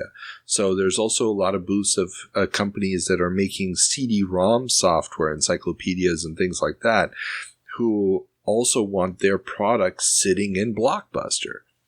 And, it's a question of, who are you going to sell to? And, as more cable channels are expanding and so forth, the Blockbusters of this world don't want to be left behind. We've talked about that over the last year or so quite a bit. Everybody's wondering, how do we survive the coming information superhighway? And, what does it mean to have this digital download? I mean, that's what NewLeaf is. It's a digital download. Yeah. So, that technology is here. What happens when NewLeaf becomes something you do with your multimedia PC at home? Yeah. And then all it will take is Blockbuster to scoop up Netflix when it's offered to them for a song to ensure their dominance that still exists to this day. Right, Carl? There's certain deals that you may look back on with regret in life. If you're still alive to regret them. Indeed. But video rentals is not the only place where Nintendo is in the strange position of playing catch up with Sega. It's also in the marketing realm as Nintendo gets hip. Nintendo has launched its $10 million Play It Loud campaign, an in-your-face, cool campaign designed to counteract Sega's advertising and win back the older teenage demographic. Granted, the ads might be a bit more effective if they didn't keep throwing in images of Mario and Yoshi among the hip kids screaming wildly. Don Coiner, ad manager for Nintendo, told the New York Times, quote, "It came through pretty loud and clear that while we did a good job in our advertising explaining what our games were about, we didn't do it in kid speak, but like an adult talking to a child. We want to talk to that 15 or 16-year-old in a way they can totally relate to," end quote. Then totally. Again, the deadly... yeah. But then it... totally, yeah. Sorry to derail your train of thought. Yeah, no, it's okay. It's okay. It's, trust me, reading this article, there was a lot of that. Then again, the deadliest danger in the campaign's approach would be if teenagers judged it to be the most unspeakable of evils, the result of old people trying to act young. Of the unhip and uncool failing desperately at seeming hip and cool. Quote, "That would be a total disaster," Mr. Coiner said. "Kids will see through a false image, people trying to be hip in a second." End quote. The campaign was tested extensively with teenagers, quote, "to make sure we're not doing that," he said. Just the fact that he calls it... Oh, go ahead. Oh, sorry. I was going to ask, do you remember this campaign? I mean... Vaguely. I mean, yeah, do I remember that it happened? Sure. But, it didn't leave an impression on me. as a kid, as a teenager. I was a teenager at the time this was happening. Yeah. I was a teenager. And I got to say, though, I was just going to say that, kid speak, using kid speak to describe how 15 and 16-year-olds talk is the very first sign that maybe they're still doing a little bit of that adults talking down to the younger set thing. Totally. I mean, I'll put a link in the show notes to a couple of these ads, and oh my God, they're terrible. Yeah. Now, I had just arrived back in the U.S. in July of '94. So I remember these ads coming out, and I was like, what the hell is this supposed to be? Because you're trying to sell me Yoshi as hip and cool and grunge? No, dude, know your demographic here, okay? Yeah, and I think I mentioned this before. I may have even mentioned it in our last 90s jump, but I've spoken to George Harrison, not the Beatle, but the director of marketing for many years at Nintendo. And I mean, he just flat out said the same thing. It's like, yeah, we did that. And what we learned is that we shouldn't have strayed from what we were comfortable with just because we felt we needed to do it, because it was a complete, mismatch trying to do this kind of messaging with Nintendo product. And he thought that it was a terrible idea in hindsight. They did this. Oh, yeah, no, it is really, really bad. And it's going to extend to a bunch of their other ads for quite a while. I mean, they're going to keep trying to do this attitude thing. And it's like, it's not Nintendo. It doesn't fit with the games that they're bringing out. Now, there are a few clips in this main ad of Mortal Kombat 2, which, given the fact that they're cutting this together while they're waiting for the next round of hearings in front of Lieberman. It's like, oh, dude. Yeah. Now, and I should mention this is being covered by a bunch of different newspapers. So I had a New York Times article, also found a USA Today article about it. The USA Today article on this has the following paragraph, and I'll just read the whole paragraph because it's perfect. Quote, Larry Probst of Electronic Arts hopes that Nintendo's new attitude will result in its being more cooperative with third-party game developers and retailers as it seeks to put an edge on its marketing strategy. He feels that the old dictatorial strategy that propelled Nintendo to over $5 billion in global sales in 1993 may no longer work in today's competitive video game market, end quote. I just thought that this was a fun little aside, since, they were talking about the industry and why Nintendo is doing this because of the competition.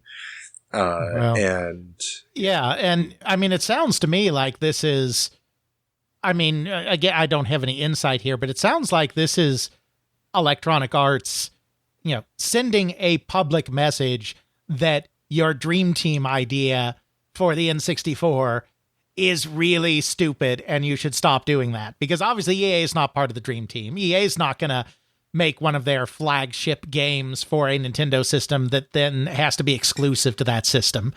And because remember, this is right in the middle of this dream team thing where you have to be a third party early on in the N64's life cycle, you have to agree to develop an exclusive game for that system in order to get the specs. And, I think Larry Probst is calling out the Dream Team here, is what he's doing. Well, and now I haven't seen the word Dream Team yet. I think that's a marketing bit that's going to come a little bit later, but we have been getting, talks. There's an interview this month in Edge magazine with DMA Design. We talked about them being announced as as a developer for the Ultra 64 last month, and there's a handful of developers that have already been announced. LucasArts, for example, isn't on the list yet, but they'll be a major player. Yeah. So I really think that you're right. I mean, he's trying to be like, guys, you're no longer controlled 90% of the market, so you don't need the attitude. Just be nice. Yeah, because you're right. I mean, like you said, I mean, they haven't been marketing their dream team to the public yet, like that, because it is a marketing term. I mean, they're just like the Holy Roman Empire is neither holy nor Roman nor an empire. The dream team is neither a dream nor a team. But certainly those conversations must already be going on behind the scenes, where Nintendo is telling third parties that in order to get access to the console, you have to commit to an exclusive game. I would imagine that EA has probably been approached in terms similar to that by this point. And this is probably Larry Probst reaching out in a public venue to be like, guys, you got to knock off this holier than thou. You are fortunate to be playing with us, not the other way around attitude in this next generation. Definitely true. I mean, yeah, the big publishers have a whole different slew of powers this time that they didn't have last time. Now, a brief aside, Nintendo has also announced that they are bringing Illusion of Gaia to the Super NES, yet another attempt to make the JRPG work in the US. Shout out to my co-host at They Create Worlds, Jeffrey, who does like him some Illusion of Gaia. Oh, definitely. I understand that. Obviously, they're laying a lot of groundwork here, and Sony is going to profit from that so greatly. And Nintendo will get nothing out of that in the next generation. Nothing at all. Meanwhile, Atari's making some moves as well, and it seems that Atari back at IBM. We spoke a few months ago about how Atari was moving away from its original Jaguar manufacturing partner, IBM. Well, now it seems that they have found their way back to one another, as Atari Corporation has confirmed that a majority of its 1994 production of the Jaguar will be made by IBM. How many of the estimated 300,000 consoles will come from IBM's U.S. facilities is unclear. I have no insight into this, and I've actually spoken to Atari's the director of manufacturing during this time period, Larry Scott, but I didn't know that when I talked to him, that they had done this pivot away from IBM for a small period. I asked him why they chose IBM in the first place, but I didn't ask him about this pivot, so I have no insight here. But I have to imagine that they discovered nobody else wanted to manufacture their lathe system. And so they kind of had to go back to the company that was already doing it. But it was probably nobody else was willing to do it without money up front. Yeah. At whatever terms. Because, I mean, if you throw enough money at someone, they'll always do something for you. But yes, at the terms Atari was asking for. Very true. Now, why did he say that they went with IBM to begin with? Jack Tramiel at that time which is so funny because, I mean, he was the master of offshoring, but Jack Tramiel at that time was very adamant that one of the ways that they would distinguish themselves from these Japanese consoles like Nintendo and Sega is that they would be American made. That was going to be a big part of his message on the console. And then, so they were looking at American companies, and IBM happened to have the spare capacity, to do what they wanted. But yeah, Jack Tramiel went all America first for the Jaguar. Interesting. Yeah. Of course, Atari is not the only also ran in this current generation as TDK to make 3DO memory card. TDK Corporation has announced that they will be making a memory card for the 3DO.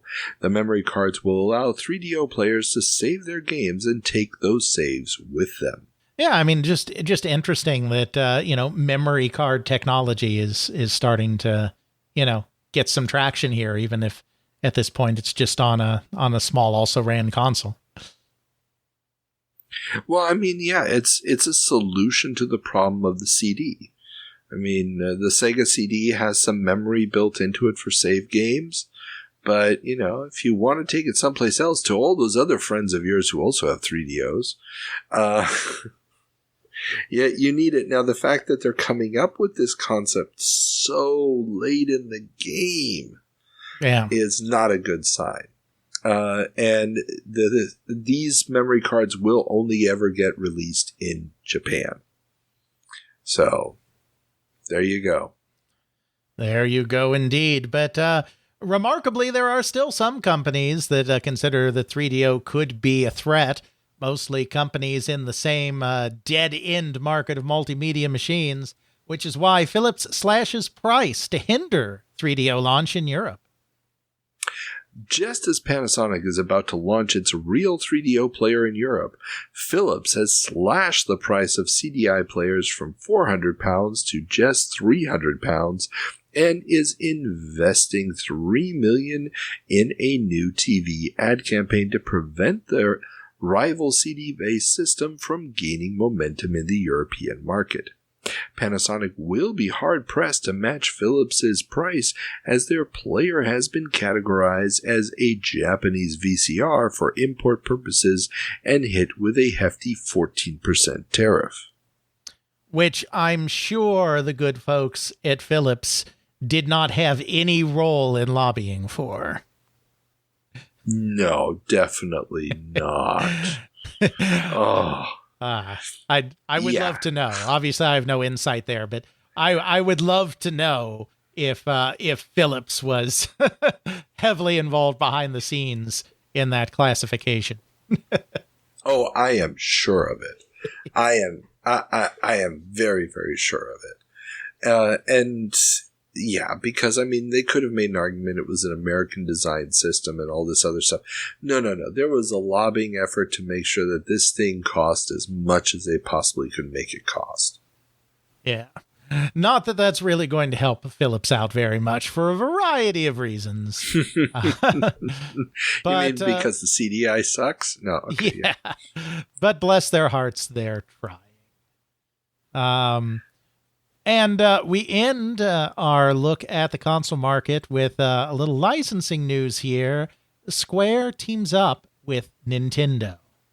Japanese RPG giant Square has signed a deal to license Nintendo's flagship characters for an RPG.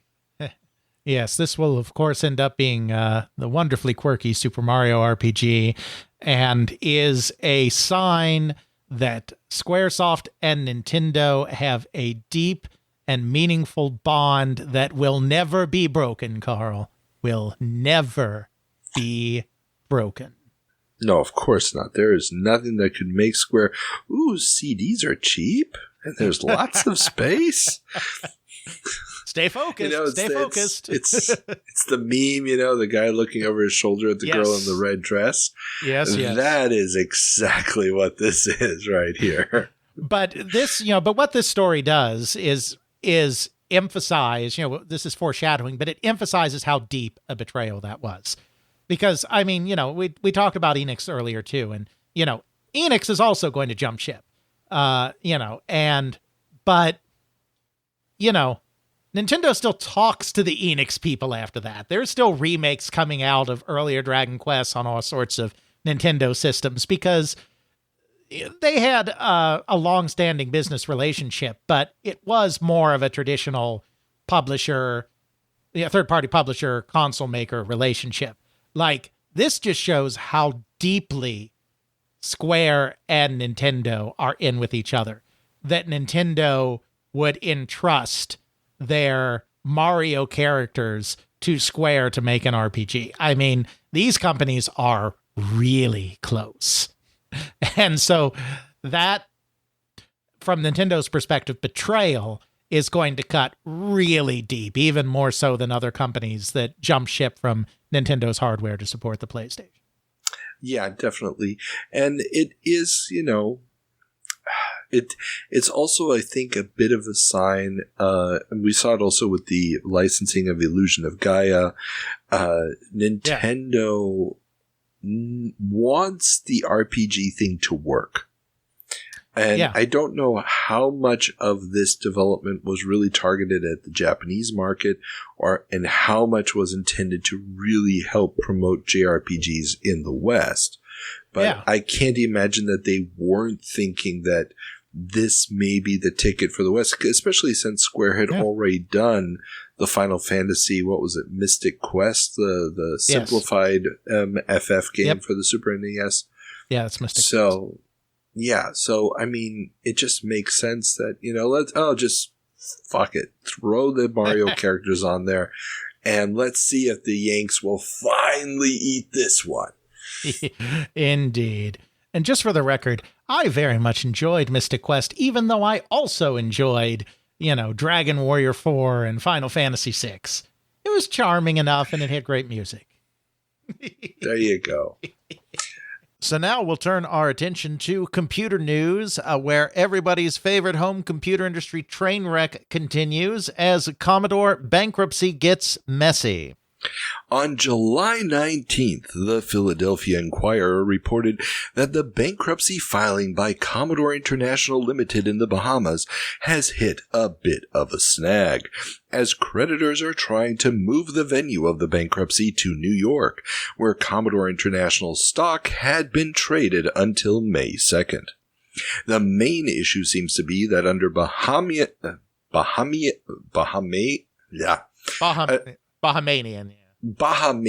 thank you, law, creditors can only claw back funds based on actions taken by management 3 months prior to the filing.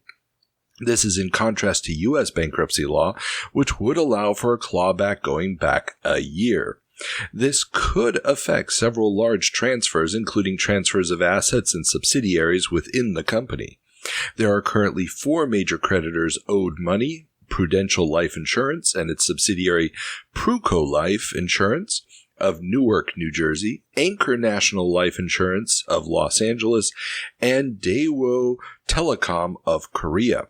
Together, they are owed $48 million out of Commodore's total of $145 million in debt. There are also questions about the behavior of former Commodore president Mehdi Ali, who, according to a filing with the court, tried to persuade Prudential and Daewoo to agree to allow liquidation proceedings to go unchallenged in the Bahamas in return for a vague promise that they would get 50 cents on every dollar of debt. A further affidavit filed in the case by a lawyer representing the creditors committee alleges that Ali said he had a foreign buyer for the company and that the sale would proceed quickly if there was not a legal tangle in New York, but refused to tell the lawyer who the buyer was. Ali is no longer associated with Commodore, and when reached at his home in Ridgefield, Connecticut, for comment he shouted, quote, "You're intruding on my home. I'll complain to your editor. You're an idiot," before hanging up. Delightful individual. For people who want to know more about him, of course, we already talked about some of the wonderful Donald Pleasance interview. Of course, Brian Bagnall's book, Commodore The Final Years, I think is the one on the end of the company, also has a lot of perspectives on Mr. Ali from employees at the time.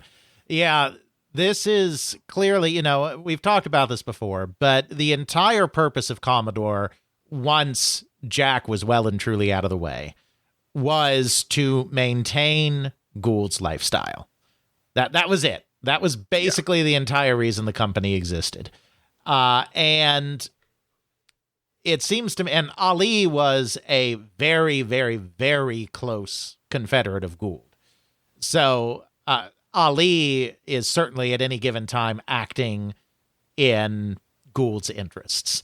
And it very much seems to me that their hope was that they could take advantage of the favorable Bahamanian law, get this thing through, and get it liquidated and get everything to a buyer more or less intact as kind of a final infusion of cash into the Maintain Irving Gould's Lifestyle Fund.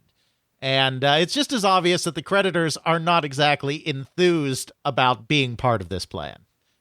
Oh, definitely not. I mean, nobody trusts the Bahamian courts for this.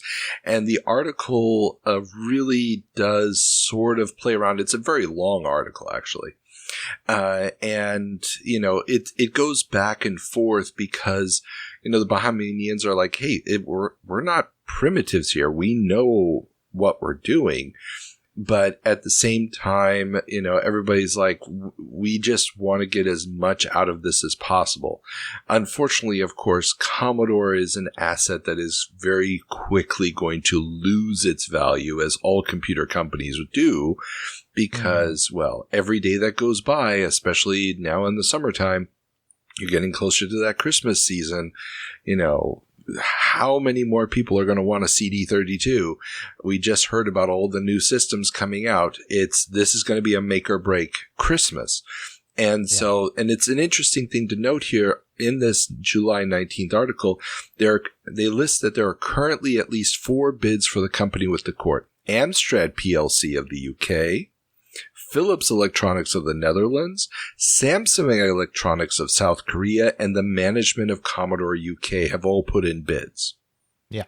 Now, we know from David Pleasance, head of Commodore UK, that the plan that they had was to keep selling the 1200, keep selling the CD32, move production from the Philippines to Europe, license out the Commodore name for everything they could license it to. You want to put Commodore on a toaster, go for it. That type of thing. Keep the brand name alive, keep the brand name strong. Add crypto to that, and it sounds like what the owners of Atari brand were trying to do for a little while.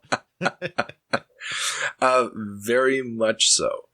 Now, the fact that Amstrad is in this is interesting. I mean, we've covered the GX4000 and the fact that they are pretty much out of the business at this point, with the exception of some PCs. So the idea of them taking over Commodore and just, keep pumping out cheap machines would be interesting, similar to what they did with Sinclair. Philips obviously is looking for some leg up, would be interesting to see why they would want the property. Samsung, we've talked a lot about how 3DO is their attempt to try to get in. The idea that Commodore might be a way for them to get into the tech sector, or at least get a whole bunch of patents so that it would be cheaper to get in. I think, Philips, I mean, again, I have no inside information here, but I mean, we saw how much they were screwing around with the 3DO's release in Europe. I have to imagine that this was just about probably pocket change for a company the size of Philips. And this was probably just about suppressing another competitor from maybe trying to leverage whatever there was left to leverage of CDTV and CD32 and just kind of bury that instead of letting a competitor get in the market on them. You know what? That's probably also true. That would make a lot of sense. So there's all that going on. Now, there is a further note here that we should talk about, and this is an article, again, from the Philadelphia Inquirer. They seem to be the only ones really covering this story. And it's from July 31st. And they have a follow-up article in which they report that the legal delays have soured some potential investors. Amstrad and Philips have both pulled their offers, and Commodore UK's management buyout offer is contingent on the timeliness of the proceedings. If they can't get a deal done soon, they won't be able to get product into stores for Christmas, and they will lose their financing. The court-appointed liquidators have managed to keep about 20 engineers still on site in Commodore's Pennsylvania headquarters, but many, such as former head of product development Jeff Porter, have left. While 2 investigations into the value of the company's perishable assets are ongoing at the behest of creditors, a new suitor has arisen, Creative Equipment International of Miami, the largest Amiga computer distributor in North America. Both CEI and Commodore UK would manufacture machines in Europe if they won their bids. Yeah, and this is just kind of the other side of what I was saying. I mean, Ali is feeling the real pressure to get something of value, to extract one final piece of value out of Commodore, and that is contingent on a sale moving quickly. The creditors are like, not so fast. We want as much of our money back as possible, and these aims are just at odds with each other, and as long as the creditors are successful in what they're doing, to get their money back, which they're entitled to, there really is just no future for Commodore. Yeah, well, I mean, Ali is out at this point. It really is with the courts. But, oh, yeah, sure. Yeah, but Ali, Ali had tried to stop all of this from happening, course. Is what I mean. But you're correct. Yeah. As our previous story said, he's gone now. Yeah. And I'm an idiot for implying that he was still there. No problem. You'll have to complain to my editor. As a former bankruptcy attorney, I find this whole thing extremely interesting. And I do need to say this because when I read about the clawback, only going back 3 months, and that, there's been shenanigans. And we've reported on this over this last year. I mean, there was Commodore Australia shut down, moved around. Apparently, there's been a ton of assets moved around inside the company.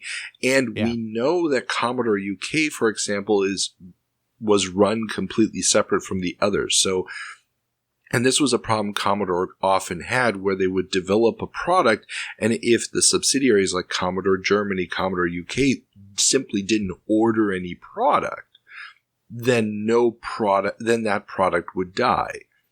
It's not like, it was a centrally organized enterprise in that sense. So this also gave you a lot of options for moving stuff around from a financial standpoint. A lot of transfer pricing and things like that going on. So it is interesting that the creditors are trying to bring it to the States, where they would be able to probably get more information about the day-to-day operations and get all of this stuff and go after Gould's money. Yep. Or whatever he managed to pocket and what Ali probably managed to pocket. But at the end of the day, it really is the death knell for Commodore as a brand, because their last chance to make the CD32 really work is Christmas of 94. Christmas of 95 is going to be off. But they could really put a dent in stuff.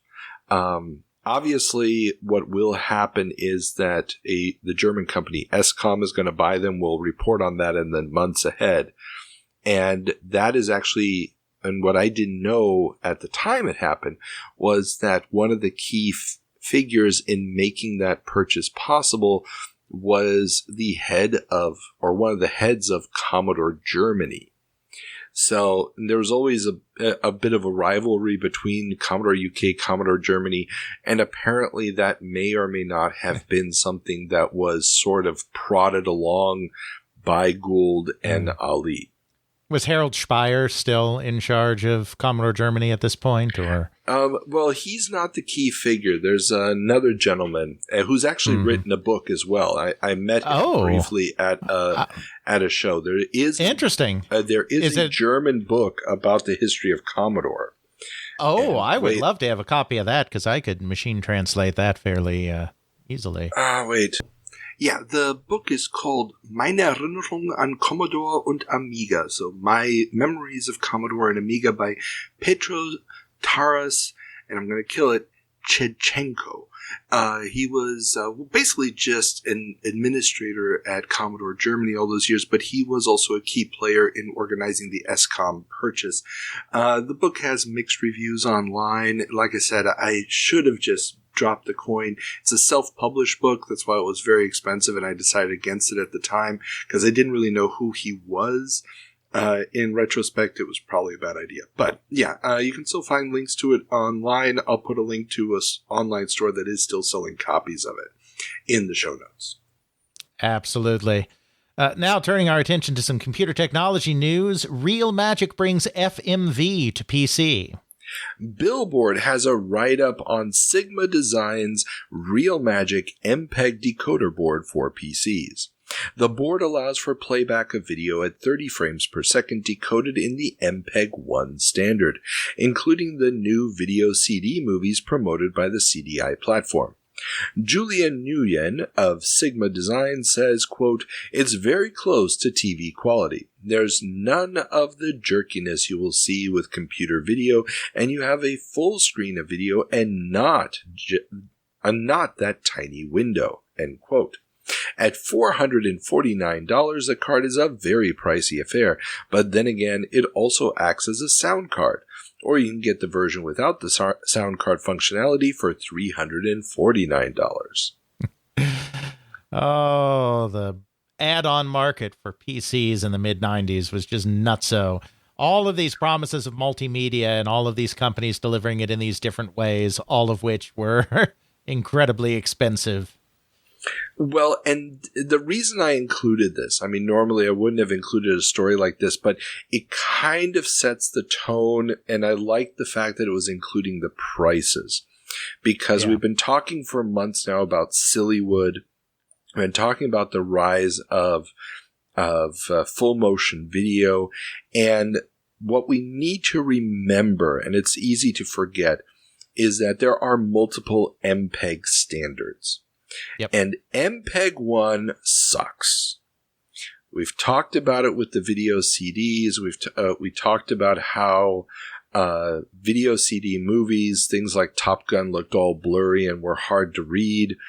And the fact that you're paying $449 for something that's not even TV quality, I mean, that is a huge one. And the Real Magic is actually going to be a standard that actually gets some software support, because there are going to be Real Magic compatible versions of games like The Horde, Man Enough, and Return to Zork.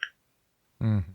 So, but yeah, the slogan, "It's not TV, it's MPEG-1," just doesn't quite roll off the tongue in the same way. yeah. Meanwhile, in the same kind of multimedia market, Philips announces CDI add-on board. At CES, Philips announced that they would launch a PC add-on board to allow CDI titles to be played on PC. 1982 called, and they want their compatibility board back. This is obviously a bit of a desperation play for a sinking platform, but the concept of an add-on board as something you put in a PC to play something from another platform, I mean, that entire concept died once the PC compatible standard just wiped everybody out. And nobody's interested in that, because if it's worth doing on a PC, then someone's going to provide some kind of native PC software or hardware extension. They're not going to let's put a CDI in a PC. Nobody wants that. Nobody wants it. And at the same time, though, again, I'm including it because, like you said, the add-on card market is crazy at this point. And we have a whole bunch more of these. Okay, people? Just as a preview, the next couple stories are all basically, what else can we plug into a PC? Indeed. And it really shows, just as in consoles, nobody quite knew where it was going. There were so many different options. Nobody quite knows what the next big thing is. Everybody's got a sound card now. The sound card was the big thing. Now that everybody's got one, what's the next upgrade? You got VGA, you got sound card. What's next? Well, Hyundai bets it's going to be MPEG-2, Carl.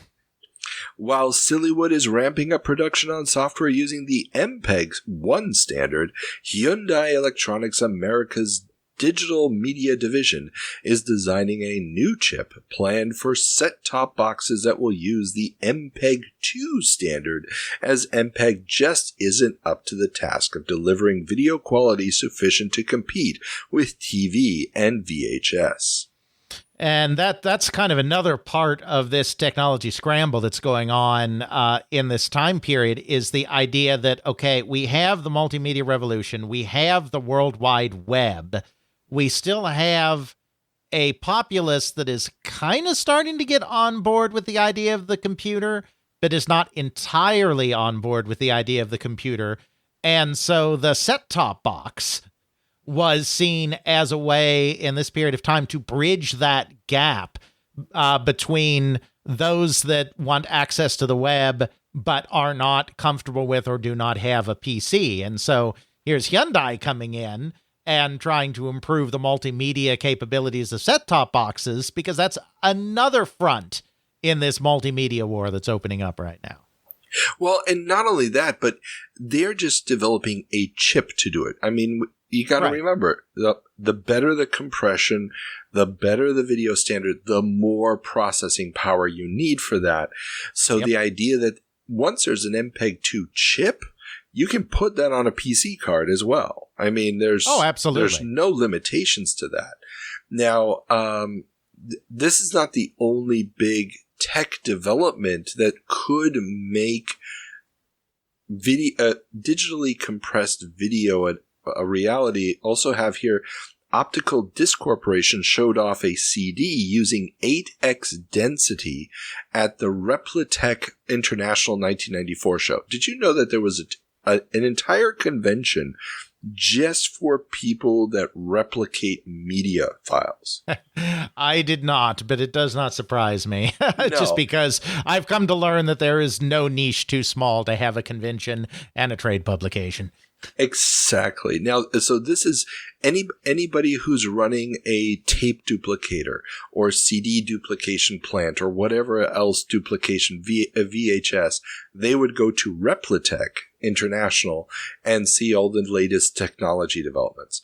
So this additional density, so basically 8 times as many lines, I guess, as a normal CD.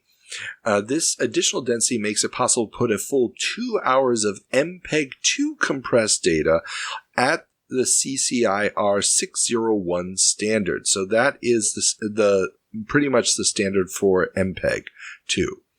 And we have reports that IBM is working on a 10x density CD using blue laser technology that would allow for up to 30 gigabytes of data on a single disk. Yeah, and I mean, again, the entire industry has seen how the audio CD has just completely disrupted and destroyed the magnetic media market and the vinyl market. We're finally seeing this beginning to occur in computer applications with CD destroying the magnetic media market, and it's very clear that the next frontier is, getting sufficiently high quality and high storage video playback going, because that's a whole other magnetic media industry, video cassettes and whatnot, that is ripe to be overturned with new technology. And whoever can get out there and get a standard that everyone is happy with is going to reap a huge amount of benefit, similar to how Matsushita reaped a huge amount of benefit around the VHS standard on video cassettes. Exactly. And the other weird thing here, and this was a comment in this article, was that it pretty much looks like nobody is trying a format that is not the standard size CD. So this idea of going to mini disc or slightly larger disc or something that's in some kind of sleeve, nobody's trying that anymore. Now it's just a question of what else can we do with the standard 5-inch CD? Yeah, because of course, there had already been Laserdisc, obviously, and Laserdisc had such a host of problems for, capacity and fragility and all of this, that it just makes sense that the industry would be leery. CD has worked, right? Yeah. And other formats that have been tried in the past have had a lot of problems, even those that still exist at this time, like Laserdisc, have had a lot of problems. And so it makes sense that everyone is now focused, now that they've got a digital media standard, I guess. It's not quite what I was looking for, but it'll do. that they want to extend that rather than go off into other attempts of various sizes and delivery methods and all of that. Exactly. And indeed, on that note, we should point out that CD-ROM shipments soar in Japan. The Japan Electronic Industry Development Association has announced that CD-ROM shipments in Japan grew by a whopping 54% during the fiscal year ending March 31st, to a total of 294,000 units, and could hit 945,000 units in the current fiscal year, given the massive number of new personal computers shipping with CD-ROM drives. 65% of the sales were for home video games and personal software, 19% for educational and dictionary programs, and the rest for application software. Yeah, we've talked about this in the context of other markets, particularly the U.S. already, but it's we've reached the tipping point where CD drives are coming down enough in price and enough companies are embracing the CD-ROM for their game products and have started to show how these products are different, for better or for worse in some cases, but are so different than previous media. And so this is just the continuation of that kind of global takeover by CD-ROM over other forms of media. You paying attention to this, Nintendo? You're watching this? Yeah, you mean you're going to be the one to make the disc smaller? Is that going to work for you? Indeed.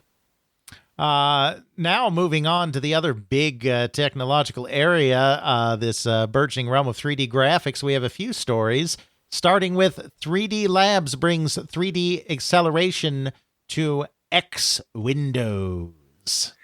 3D Labs Inc. has signed a deal with X Inside Incorporated, makers of Accelerate X and X Windows Server Environment, to bring 3D Labs' Glint 3D processors into the X Window environment. This will give Unix users a full 2D and 3D graphics solution, according to Osman Kent, president and CEO of 3D Labs. Yeah, I mean, the reason this is interesting is because we know already at this point in time that Microsoft is working on Chicago, what will be Windows 95. They're working on what will be some form of API for running games under Windows. They already have an early version, but DirectX is coming. It hasn't been announced, but it's coming. So this idea of not having to go back to DOS or to a text-based operating system in order to get graphic performance, everybody knows that that's coming. And being able to have this 3D specific chipset being supported natively in a GUI is where 3D Labs thinks they need to be. And of course, we will then later on see 3D Labs-based 3D accelerators that also work with Windows and DOS. Absolutely. Meanwhile, Intel working on 3D chip for PCs. Intel told German magazine PC Player that they are working on a new add-on chip for PCs that would facilitate the drawing of 3D objects after the main processor of the computer finished doing math calculations. The plan would be to make the architecture upgradable so that users would just have to update their 3D VGA graphics cards every 12 to 18 months, as opposed to their motherboards and CPUs. The same article also talks about Argonaut's plan to release their Blender API together with a compatible 3D accelerator chip codenamed XLR8, which will contain a complete RISC processor specialized on 3D graphics. Of course, they don't want to limit their market and will add support for other hardware to Blender as well. Yeah, I mean, this is just kind of a realization that 3D graphics technology is opening up a whole new front in the Moore's law of it all.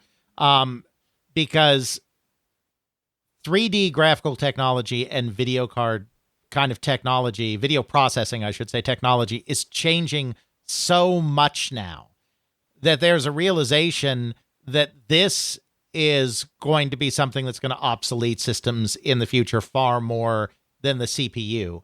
And so to continue to try to just cram all of this onto the motherboard or run all of these calculations through the processor just doesn't make sense anymore, because people just won't be able to keep up with that with their computers. I mean, as someone who builds my own PCs these days, I mean, if I get a state-of-the-art motherboard and a processor when I build a new machine, that can last me for 10 years. But in that 10 years, I will probably change my video card at least twice and maybe more. And then you'll probably only change the motherboard because the new video cards won't work with it anymore. Right. Yeah, exactly. I mean, and the fact that they're already realizing it at this point, the fact that they're expressing exactly the model that we have today, 30 years later, at this point, before DirectX exists, before we have even the first really usable 3D accelerators for games, but they already know where the technology is going and they can express it this way. It really says a lot. And this battle over who's going to have the API, who is going to control the API, is really the $10 million question. And if you want the answer to that, go check out my special DirectX versus OpenGL, the panel, that group discussion, because, that's the whole history of it right there, which is going on behind the scenes at this very moment. What's that, 3DFX? You have something to say in this conversation? No, you don't. Shut up. Hey! You will have something to say in this conversation because you're going to be the ones that get everybody used to this cycle of 12 to 18 months of buying a new video card, only to be replaced once you've gotten the critical mass going. So, indeed. Meanwhile, in the workstation market, Sun announces 3D RAM. Workstation makers Sun Microsystems and Mitsubishi Electronics America Incorporated have announced their creation of 3D RAM. This new chip has the ability to compare Z-buffer changes in real-time renders within the chip itself, dramatically speeding up rendering times. The chips will be used for high-performance workstations, video arcade games, and sophisticated simulation applications such as flight simulators, but will not be hitting the PC market for at least another 4 years, as current CPU speeds can't keep up with 3D RAM. Yeah, and I mean, in early 3D graphics, I mean, the Z-buffer is the real challenge in getting fast, efficient 3D graphics going, because now instead of just having a 2D plane where you're just computing the collisions of a few sprites, you have all of these 3D objects floating around within this space, and you have to be constantly tracking their movement in, on the X, Y, and Z axes to see when they are coming up against each other and when there's collision. This is the real struggle that early 3D graphics, as primitive as they are grappling with to try to make something that has gameplay or simulation that feels in any way fast or smooth. It's the real bottleneck. Yeah. And this idea of outsourcing some of the processing to the RAM chips, it seems a little bizarre to think about doing it today, but you can totally see how they're thinking of, what can we do? And it does get used. And as far as I can tell, it doesn't get used in a video game, in any kind of arcade machine. At least I couldn't find a reference to one. But it does get used in quite a few super high-end video cards. These are the ones basically like the Evans and Sutherland ones. So, but the regular everyday person never gets to see this, unfortunately. Indeed. And we wrap up our 3D news here with Silicon Studio founded. Silicon Graphics, the undisputed leader in CGI 3D rendering systems, has founded a new subsidiary, Silicon Studio Inc., to cater to the needs of third-party software developers, content creators, and distributors. There is a Silicon Studio Inc. that exists today in Japan, which was started as a subsidiary of Silicon Graphics, but it is not this company. And this was interesting for me because up until this point, the Silicon Graphics workstations are pretty much the classic workstation model that we saw when we were talking about mainframes of the 70s and so forth, where it's a closed box. There's no third-party development software on them. But this seems to be a realization by Silicon Graphics that everything is moving so quickly that they can't be the sole provider for software anymore. They can't be the sole provider for tools.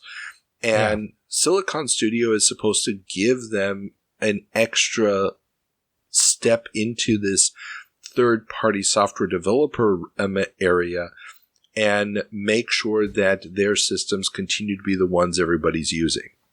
Makes sense. Yeah. And just to give an idea of how big they are, Silicon Graphics closed out their fiscal year on July 20th with $141 million in profits on sales of $1.5 billion. So that's not an inconsiderable profit margin. No. Yeah, and that's a 35% increase in sales over a year ago. I mean, Jurassic Park has changed it. Everybody is buying these systems like it's going out of style. And I'm sure that Donkey Kong Country's debut at CES made sure that every other software developer needed to have a ton of Silicon Graphics stations. For sure. Yeah. Now, not all of this is coming from computer-generated dinosaurs, though, as they are also major players in television production, medical diagnostic systems, car and aircraft design, and more. But the entertainment business should account for $400 million in fiscal 1995. Yep, that ain't chump change. No. But, Silicon Graphics, big, huge deal, but even they need to make sure that they are not going to simply be pushed out by somebody else. Absolutely. Turning our attention then from hardware and technology to computer gaming, Interplay licenses GURPS. Game publisher Interplay has licensed Steve Jackson Games' GURPS role-playing system.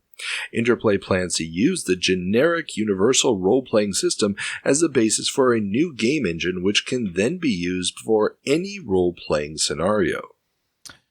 Yeah, and of course, this will very famously end up being used for Fallout before it has to be quickly yanked out of Fallout because the mature content made Steve Jackson Games a little uncomfortable. But yeah, GURPS is an interesting system. I played in it a little bit. I haven't played in it extensively. But the thing that makes GURPS interesting is it really is crafted to play any type of role-playing game set in any time period with any technology level, and then also mix and match technology levels and game types as well, even within a single campaign.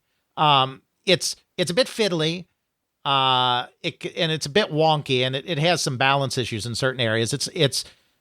It's never gotten the same traction because other systems, it's generally speaking, you end up doing better when you make something that does one thing really well instead of making something that does, a dozen different things pretty well.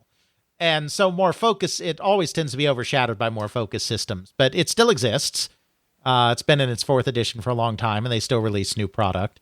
And, an interesting idea for Interplay to go there because it does allow for this theoretical expansion of role-playing games outside of the traditional sword and sorcery, which is where at this point most role-playing games still find themselves.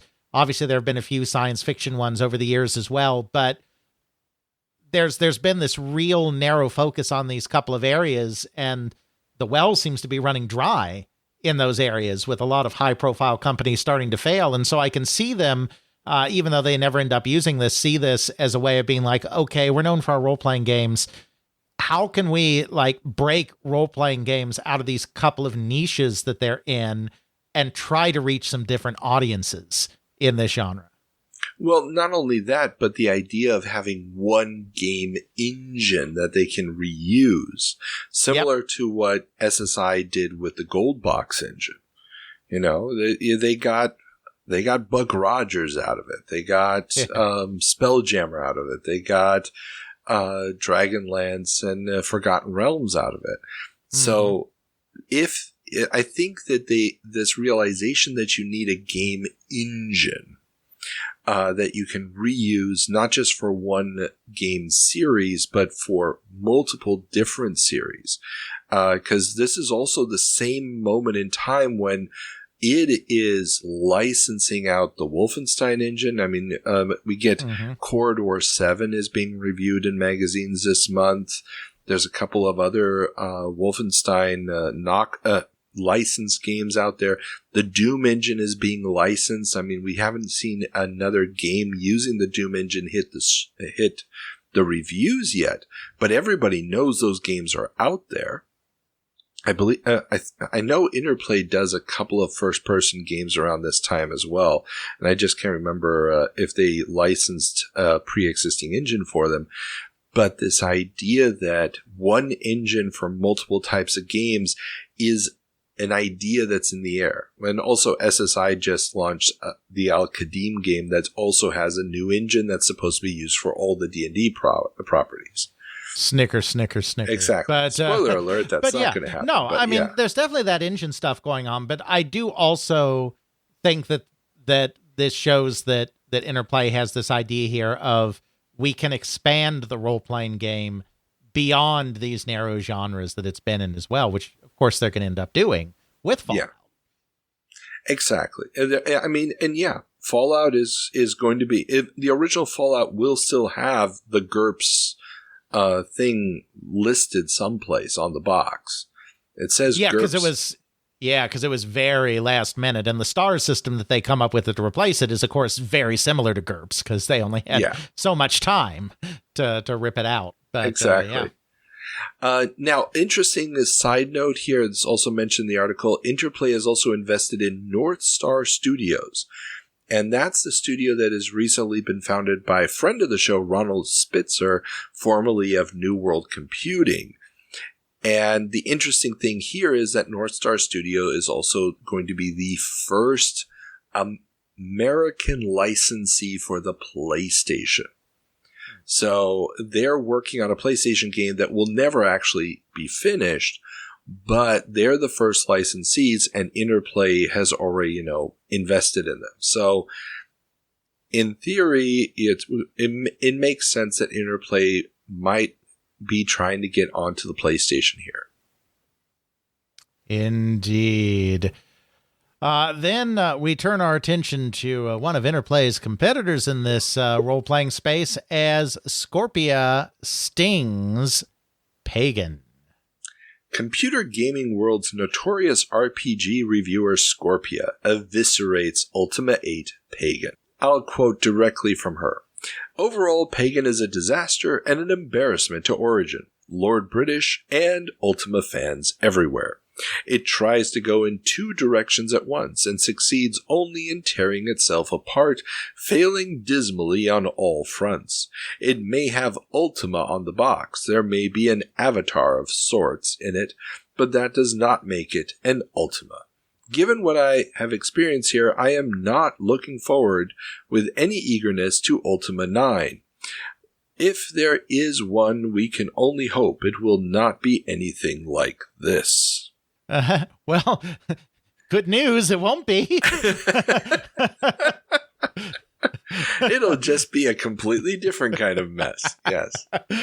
Indeed. Well, the Ultima series was caught by this transition in the PC industry, the changing PC industry with the real-time strategy, with the first-person shooters, with the more action-oriented kind of gameplay. There was a thought that Ultima, even though Ultima 7 did well, there was a real worry at origin. You know, people like to blame EA for this, but EA did not interfere. Garriott has been very upfront that EA did not interfere with Ultima 8 in terms of design decisions and that kind of thing. There was a real fear that they were losing this new breed of PC gamer and that the series was going to suffer as a result. And so there was a move towards something with a little more focused scope to it and a little more kind of action and puzzle solving to it that seemed to fit in with this new zeitgeist in the industry. And they didn't have the ability to do that just because they grew up on RPGs, and that's what the Ultima team knew how to do. They really didn't know how to incorporate isometric platforming into an RPG, and so it fell apart. But this says something about not just the decline of the RPG, which of course is in full swing at this point, but also just the changing PC game playing demographic and how companies are trying to adjust to the new reality that games like Wolfenstein and Dune 2 and Doom have created on that platform. Yeah, and here's the interesting part. I mean, it gets eviscerated by her. I mean, her entire review of it is really, really nasty. On the other side, the German magazine Power Play reviewed it as well, and they actually gave it somewhere in the high 80s, which for Power Play standards, that's like, oh my God, virtually nothing ever broke the 90s. Mm-hmm. And they basically lauded it for not being just another rehash of Ultima. Right. Now, they do mention that, there's certain points where, trying to make a certain jump or anything is just absolutely impossible, and that there's a ton of bugs in the program still that they're hoping will be fixed by the time the German translation of the game, because they were reviewing the American copy of it. Right. And that was kind of the advantage of the delayed release in Europe, is just by the time the German version comes out, it'll be, version 2 point whatever. Unfortunately, those bugs will never truly be fixed in Pagan, but there's this real breach of are you open to the more action-oriented world of PC gaming of the 90s, or are you just ticked off that it's not the same thing I had before? Yeah. And, and the hardcore old school players are going to be a little ticked off. They just got a terrible update to the SSI D&D games with Al-Qadim. And, well, we just said it with Fallout. That's going to be the first spark of the revitalization of the computer RPG. But we're still a couple years out from that actually hitting store shelves. Absolutely. And just kind of in line with what we were talking about here about how things are really changing, we're not the only ones seeing it, Carl, as a computer game conference sees industry changing. German magazine PC Player reports that the Computer Game Developers Conference saw many a discussion regarding the big changes going on in the industry. Classic adventure games seem to be on the decline as easier multimedia games are on the rise. One explanation for this given by developers was the increasing number of older gamers with high-end machines who don't have the time after a long day at work to dedicate to complex puzzles. The debate over the future of DOS grew more heated as Windows showed off a beta version of WinDoom to help promote adoption of WinG, with rumors circulating that Windows 4.0 would not support older DOS games. And I find it interesting, though I suppose it makes sense with how incredibly popular adventure games were in Germany. I find it so interesting that that's the area of change that they're focused on, because they're right. I mean, games like Myst are redefining the concept of an interactive adventure. And those games are made with simpler interfaces, and, you know, calling them simpler puzzles might not be the right way to say it, but very different puzzles that don't rely on the kind of item combination leaps of logic that traditional adventure games do. And that was absolutely, in the case of Myst, for sure, from what the developers have said, and I'm sure others as well, that was entirely a recognition that the PC market had changed in the 90s, that you had a lot of people buying them because they heard that multimedia was the new thing, or buying them because people were bringing their work home with them more and more, so they wanted a PC in the home to continue their work on, and that kind of thing. And this is definitely happening, but it's not the real story. It's not the real change that is happening. Like, the real change that is happening is the market getting younger and the gameplay getting twitchier. That's actually the big change that's really happening, even though this smaller change is also going on in this time period. Exactly. And that is, you hit the nail on the head. The fact that there's so many more people who want to play action games on the PC, that the PC can play action games that are a whole different caliber from before, and much better than or not much better, I should say, that are doing things that consoles can't do, is really the difference maker here. And let's face it, this is still the Computer Game Developers Conference. Mm-hmm. You know, it's still catering very specifically to this computer audience. So, I mean, there's probably a lot of people sitting around there wondering, and this is also the show where, if you've listened to part 2 of my interview with Graham Bayliss, where we talk about his time at Hyperbole Studios, among others. Part 1. There is a fairly, apparently very famous, or at least it made a splash because all the magazines mentioned it in some capacity. There is a panel discussion between Sid Meier and the head of Hyperbole Studios. And there's this question in computer gaming world, when they report on this, they even have a caricature of Sid Meier for this. Whereas it was the founder of Computer Game Developers Conference. What's his name again? Chris Crawford. Chris Crawford asks both of them, you're on a desert island. You have food and everything. That's okay. Now, what do you take with you? Marilyn Monroe, all the books in the Library of Congress on CD, or your development system? And, or something along those lines. And of course, the Hyperbole guy says, like, Marilyn Monroe, duh. And Sid Meier's like, oh, I'm taking my development studio, and I'm gonna guess I've got the CD with all the books from the library on it. And obviously, the caricature is Sid typing away on a desert island on his computer while Marilyn Monroe is just hanging out in the background. But the fact that it's Sid Meier and the head of Hyperbole Studios is the key conversation. The guy who basically invents the action strategy PC game with things like Pirates, and the guy who's doing nothing but FMV. That just speaks volumes right there for this moment in time. Mm-hmm. Absolutely.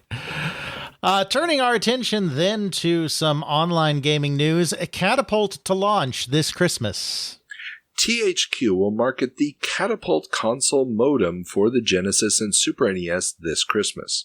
The modem will plug in like a regular game cartridge and allow for play against other owners of the same game. The service will cost between $5 and $10 a month and allow players to pick their opponents. Yep. Online gaming's coming back. They tried it at the end of the last generation. They're trying it again at the end of this generation. I mean, you know, it's one of these weird things. I mean, with it happening in both generations, it's like, you know, the added hardware and other associated costs are so expensive to the user that you have to wait until there's a really large install base before you can introduce a third-party peripheral like this, because otherwise you just won't get enough adoption of it. But at the same time, these things are always coming along at the end of the console generation, where even if they work kind of okay, like, everyone's moving on, so you're never going to get widespread adoption. I mean, in order for this online play to finally really take off, you're going to need a console company that's bold enough to just include that functionality right out of the box, Carl. Out of the box. Very well put. Yes. Nice. Yeah. Now, obviously, Catapult's not going to hit the market. It's going to be rebranded X-Band before the launch. We will talk about it a little bit more. It's not going to be around for too long. But, you know, at least they're trying. At least they're trying. That's what most of our online stories have been in our 90s jumps, quite frankly. But eventually we're going to get to the point where they are going to do rather than try. Moving right along then, Habitat, big in Japan. The Financial Times has a write-up about the phenomenon of Habitat in Japan. The game that started life as a LucasArts title for the C64 and is now run by Nifty Serve, a subsidiary of Fujitsu, currently boasts an active community of 9,000 members with a monthly fee of just 300 yen and a per-minute cost of 10 yen.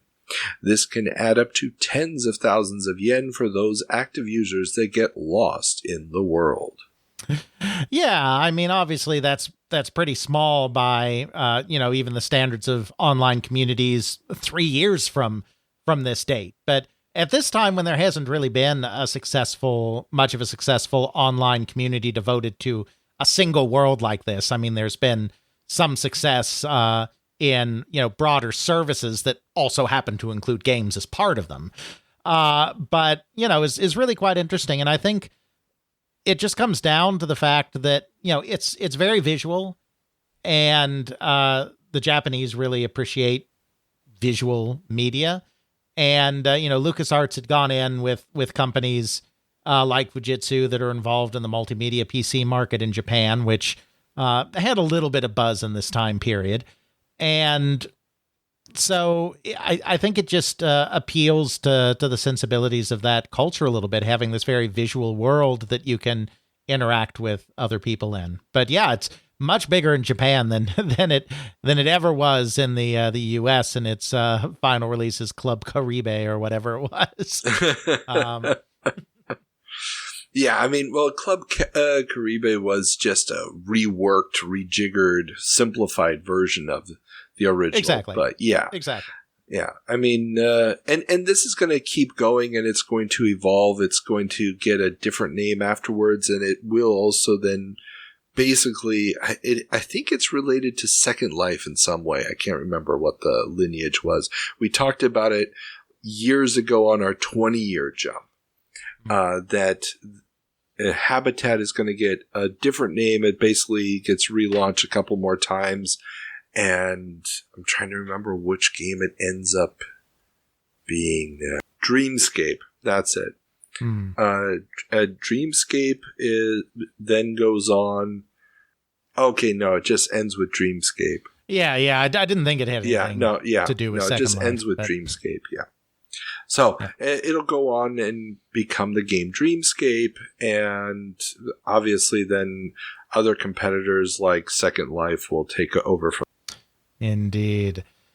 Then we have another story coming out of Asia. Digital breaks Hong Kong censors. Oh yeah, this one's a toughie. So, Hong Kong, the British-Chinese colony, has long had a rash of restrictions on the importation of pornographic materials. The Television and Entertainment Licensing Authority's newspaper registration section has been tasked, among other things, with evaluating print materials for import into the country. The censor's job of restricting pornography coming into the country has become untenable, though, as traditional print magazines have given way to CD-ROMs with thousands of images on them, to say nothing of digital downloads over telephone wires from abroad. Former censor Brendan Chow told the South China Morning Post, quote, "In the past, it was easy. They looked at a video or publication as many times as necessary and then made their decision.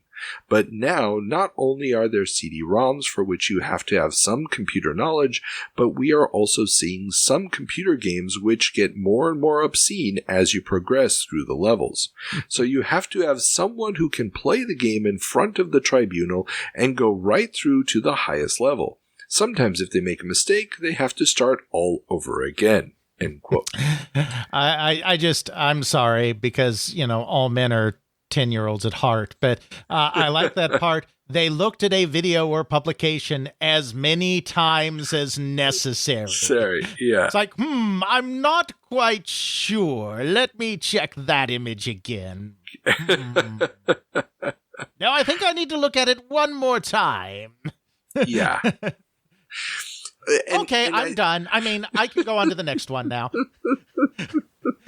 Yeah, I mean, and this is a very interesting article. It's a full-blown article. It keeps going, and he talks about the desensitization that occurs when you're looking at this much porn and stuff. And he also talks about, there's stuff that they have no proper way of policing at this point. Like, for example, people downloading, child pornography and stuff. That's already becoming an issue, and there's no way for them to police that entry of the material into the country.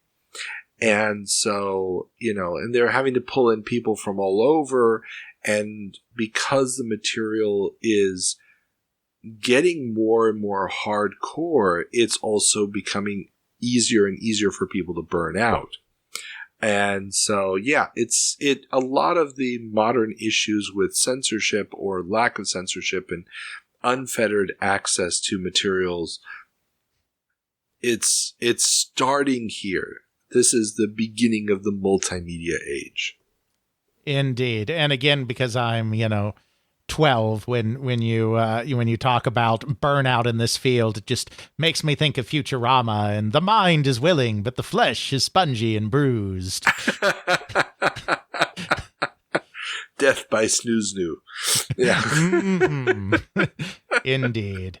That's what I do here at the Video Game Newsroom Time Machine. I elevate the discourse on video game history, Carl. That's what I'm here for, as the co-host.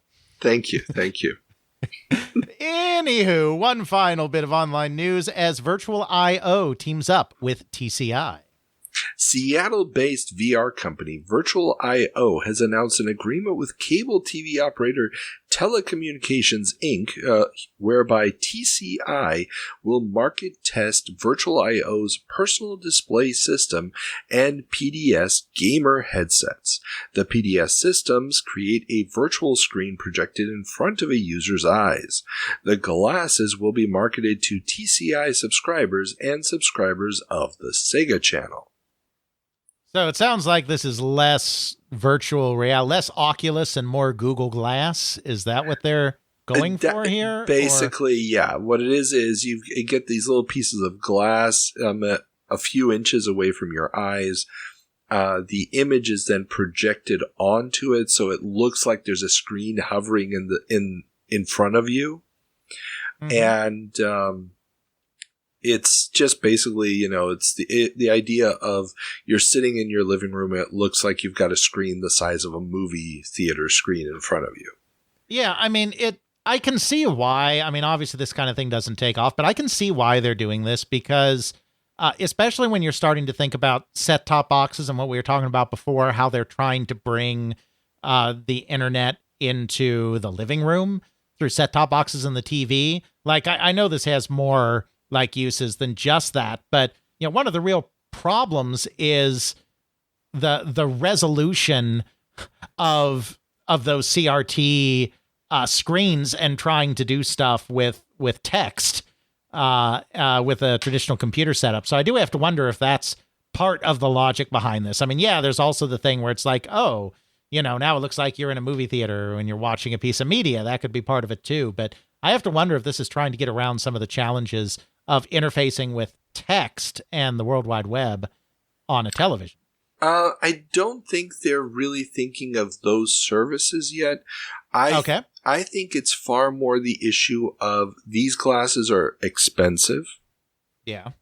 If you provide them through the cable company, you can spread out the cost of it as an additional fee over a long period of time. Oh, no, sure. No, I get that. Yeah. But it has another function. Cases. Okay. There's another function. Basically, these also have headsets.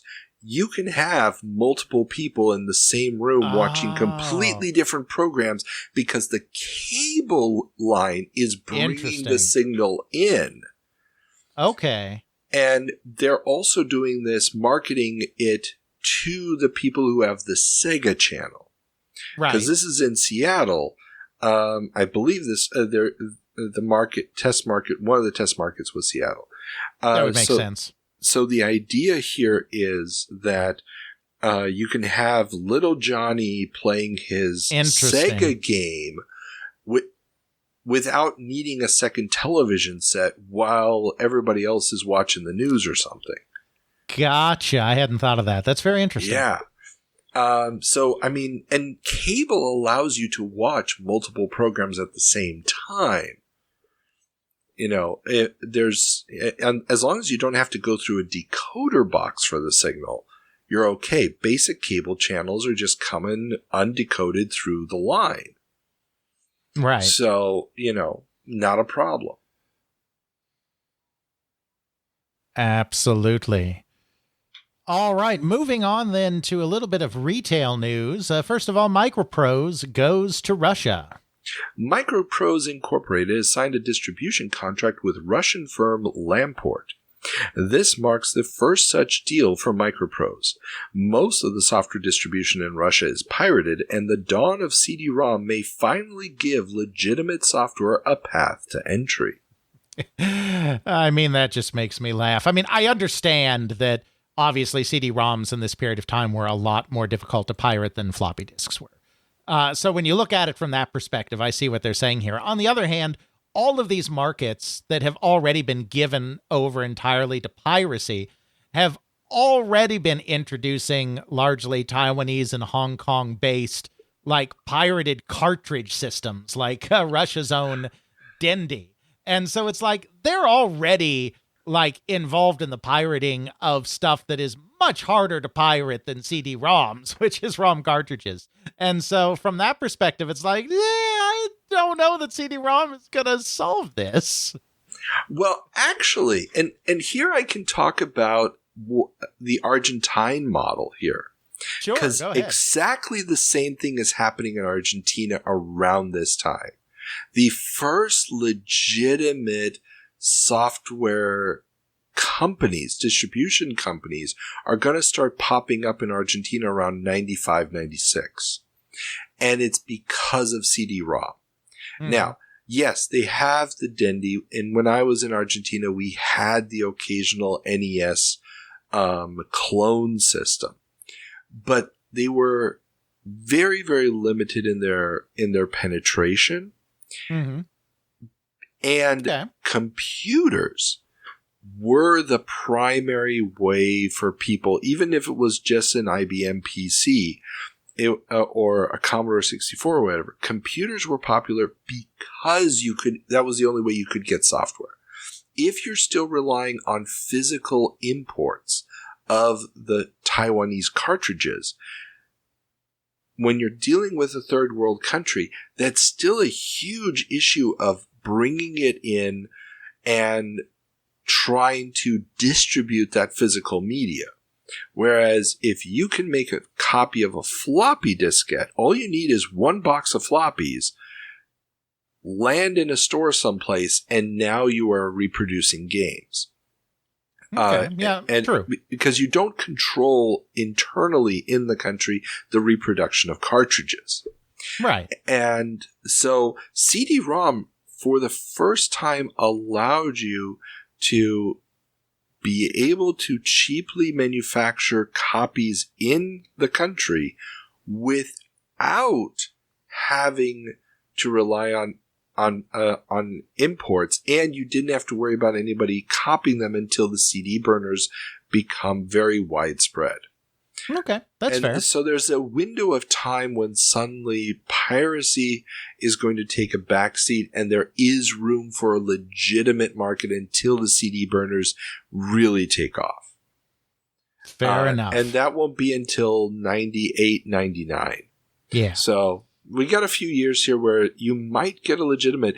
I was in Ukraine, this is like 8, 9 years ago. And I remember looking in a store window and I saw, and this was in Odessa, and they were still selling legitimate box copies of Fallout 1 and Fallout 2 in Russian.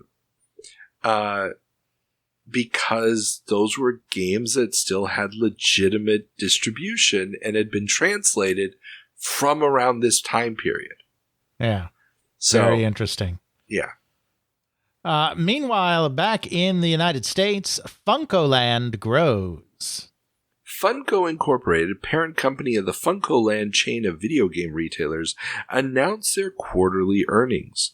Net sales for the quarter almost doubled year over year from $5 million in the quarter ending July 4th, 1993 to just over $10 million in 1994. The company continues to be in the red, though, but losses have dropped from $932,000 in the 1993 quarter to just $644,000 in the 1994 quarter. One reason for the losses could be the company's aggressive expansion. The company operated 125 stores as of July 3rd, 1994, up from just 69 a year earlier. Mm-hmm. Of course, FuncoLand is very important because they are the national chain that pioneered and legitimized the idea of national chains doing used game sales. And basically, even though with all the corporate shenanigans, FuncoLand is not really the company that became GameStop, there is more FuncoLand DNA in what becomes GameStop than some of the other companies, even though Babbage's is really kind of sort of, if you squint, the the original company that became GameStop. It's that used game model that they're pioneering that is going to be kind of important. Oh yeah, definitely. I mean, Babbage's and all the others don't really get into that until much, much later. Also, FuncoLand is the originator of Game Informer magazine. Exactly. One of the last North American game publications. Carl, I hate to be the one to tell you this. Yes. I hate to be the one to tell you this. I know. They're gone. But they were one of the last. Exactly. All right. Then turning our attention to legal news, actually very little for us this time. Just one story. Lawmakers turn their attention online. The rise in chatter about interactive TV and game downloads over cable lines has got politicians talking about age restriction regulations. The fear is that kids will be able to access games like Mortal Kombat from home, bypassing any age restrictions that would be enforced at retail or at rental stores.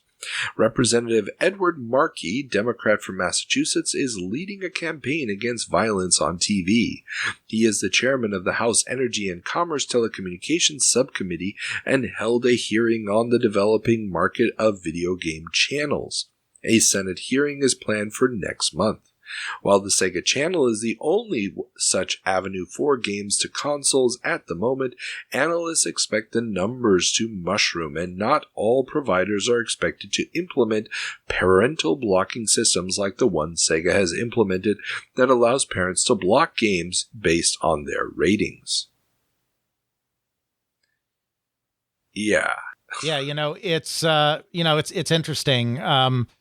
Obviously, the Democratic Party was far more center left. Well, you might even call them center right in today's politics. I mean, at the time, you wouldn't have called them center right, but in today's politics, the Democrats were, I think, more center right, even than center left, and the Democrats are normally fairly anti-censorship-ish, except that they'll always join with the right on censorship when it's for the children. Yeah. And this entire period that we're just entering into, now that the World Wide Web is becoming a big thing, we're at the start of a very scrutinized period where Congress is taking a great deal of interest in what is going on the internet. And I mean, obviously, the United States has never regulated the internet that much, comparably speaking. It's still kind of the Wild West out there, but we're going to see some of our most stringent internet regulation, such as it is, coming up in the next couple of years. And it's going to be entirely marketed on the idea of think of the children, pretty much. Exactly. There's also a bit of an air of, okay, elections are coming up, and, Lieberman got some good press over there with Cole. Maybe we can do something here too. But what really caught my eye was this idea that people are thinking, wait, Sega Channel already exists. Distribution of games over the internet or over cable lines. The idea that this is going to mushroom is the one that caught my eye. And the fact that it doesn't, the fact that, Sega Channel is going to remain this complete outsider concept until Steam shows up was the thing that I guess caught me a bit by surprise when I was thinking about. But then the move to CD makes it impossible. Once you move to CD-ROM, you can't download a game anymore. Hell, what would it have cost to have a hard drive attached to a PlayStation to allow you to download Tomb Raider back in the day? Yeah, I mean, look how much it cost you to have a hard drive in an Xbox in 2001, Exactly. So this obviously, the move to CD makes the Sega Channel something that just can't be replicated for another 20 years. Exactly. In any real sense. But, they're not, some people are like, yeah, this could happen. This could keep going. And so that's kind of what caught my attention here. Well, I would say 10 years rather than 20 years, though. I mean, Xbox Live launches in 2002. Yeah, but you're not buying a copy of Halo over Xbox Live. Not quite yet, no. But no, it's still closer to 10 years than 20 years. Well, I mean, when does Steam launch? 2005. 2005, yeah. So yeah, it's 10 years. You're right. Yeah. Okay. Then turning our attention, as we always do, to some odds and ends to wrap up the month. And boy, was it a big one. We start with Doom to become a movie. id Software's mega hit Doom has been optioned for a movie by Ethos Films, headed by Paul Speaker and Mo Lospinoso. Lospinoso previously served as production manager on the Super Mario Bros. Movie. He doesn't foresee a repeat of that movie's poor performance, though, as the movie will be aimed at the game's 18 to 35-year-old male target audience. Yes, that was the only problem with the Super Mario Brothers movie. If they had just aimed it at 18 to 35-year-olds. No. Yeah. Well, no. I think what he meant to say was that the Super Mario Brothers movie was not aimed at the target market of the of the game. Geez, you think so? Yeah. No, I know. Yeah. But yeah, I mean, there will eventually be a Doom movie. Yeah, as far as I can tell, according to the IMDb listing for that movie, neither one of these gentlemen was involved. So I'm guessing that the rights will then pass back to it at some point, or something else will happen with them. I'm sure. And it was, on a side note, obviously there's a lot of video game to movie adaptations in the pipeline. We're getting a lot of listings about the casting for the Street Fighter II movie, so we got the full cast there.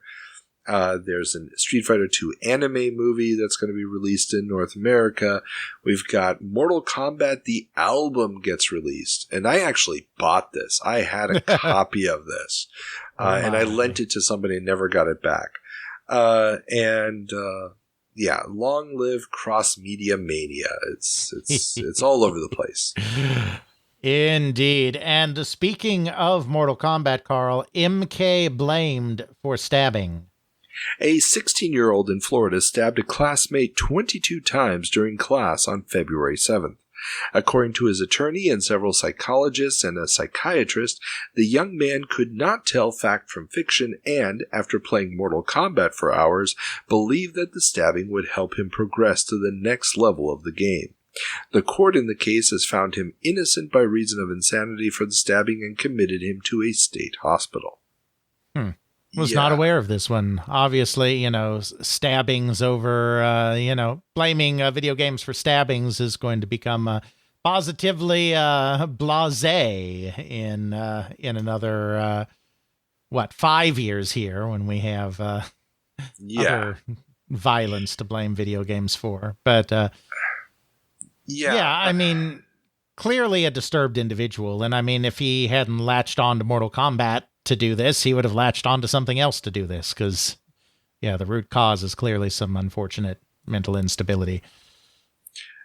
And the fact that they're using the Mortal Kombat thing as the grounds for it is, I'm not going to say unfortunate, and I'm also not one of those people who's going to go out and say, oh, video games have absolutely no effect, because all media has an effect on people. Oh, sure. But at the same time, it's that's pretty big in the headlines, or in the way that these stories are written. I mean, this headline is "Video Game World Became Real for 16-year-old Found Insane in Stabbing." So, I mean, they're clearly running with that version of the story. Absolutely. Now, Carl, I will do my very best to say the next headline here with a straight face. Blockbuster is ready for the future. Advertising Age magazine has an excellent article about how Blockbuster is planning to use the massive database of user data it has accrued. The company now has information on the rental habits of its 40 million customers, as well as information on their music purchases at Blockbuster Music, information on concert goers through its venue investments, and soon through its national video game competitions. Information on the participants is one of the key factors here. This means that it can leverage this information to tailor promotions to specific regions and even help advise film studios, including Spelling Entertainment that it has a 71% stake in, on what movies are likely to be hits. No, you're supposed to sell that data to advertisers, Blockbuster. That's the future.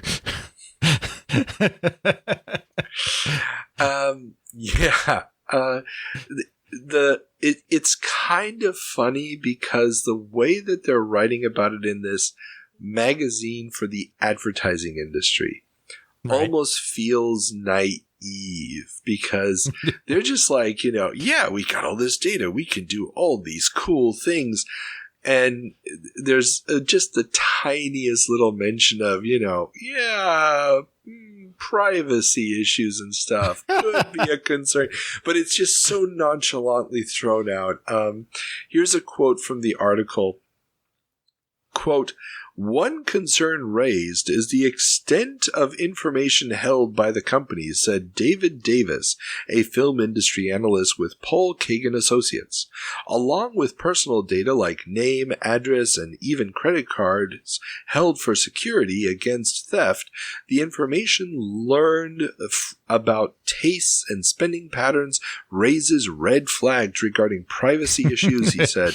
The depth of data on each customer is a phenomenal asset that few other companies in any industry possess.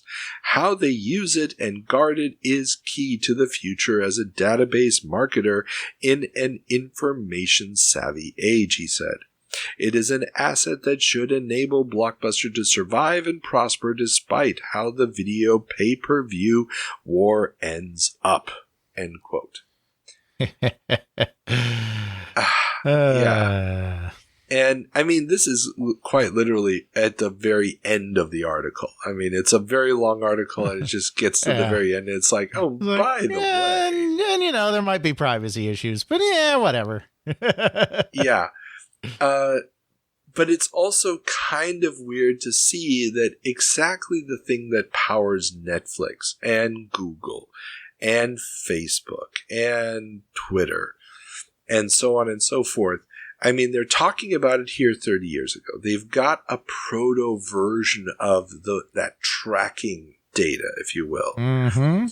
And ultimately, you can have all that data and it still doesn't help you if you're not also providing a service that everybody wants. Mm-hmm. And funny how that works. Yeah, and that is the lesson to be learned here. You can have all the data you want. If you're not providing the thing that everybody wants, you're MySpace. So, indeed.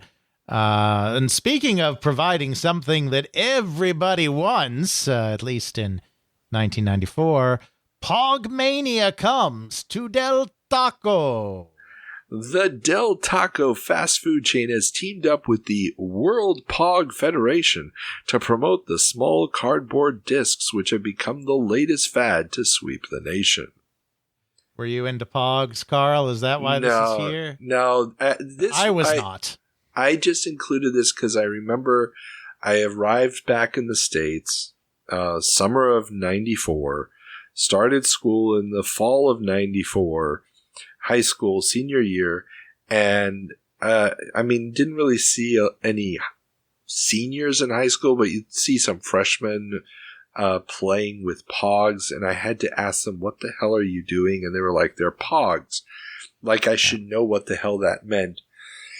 And I just wanted to mention it here just to put this moment in time into context. I remember the Pog Mania. Me and my friends were never into that. We were far more concerned with things like, you know, Magic the Gathering than we were with Pogs. But I remember people having Pog collections and some of the mania around that, just not my friends group. Yeah. I mean, and Magic the Gathering was the other craze going on in high school when I got there. I mean, I was in Shoreline, just outside of Seattle. So, you know, we were in the eye of the storm, if you will. Yeah. Yes, you were. So yeah, Pogs. It was a thing. Ask your grandparents. That makes me feel old.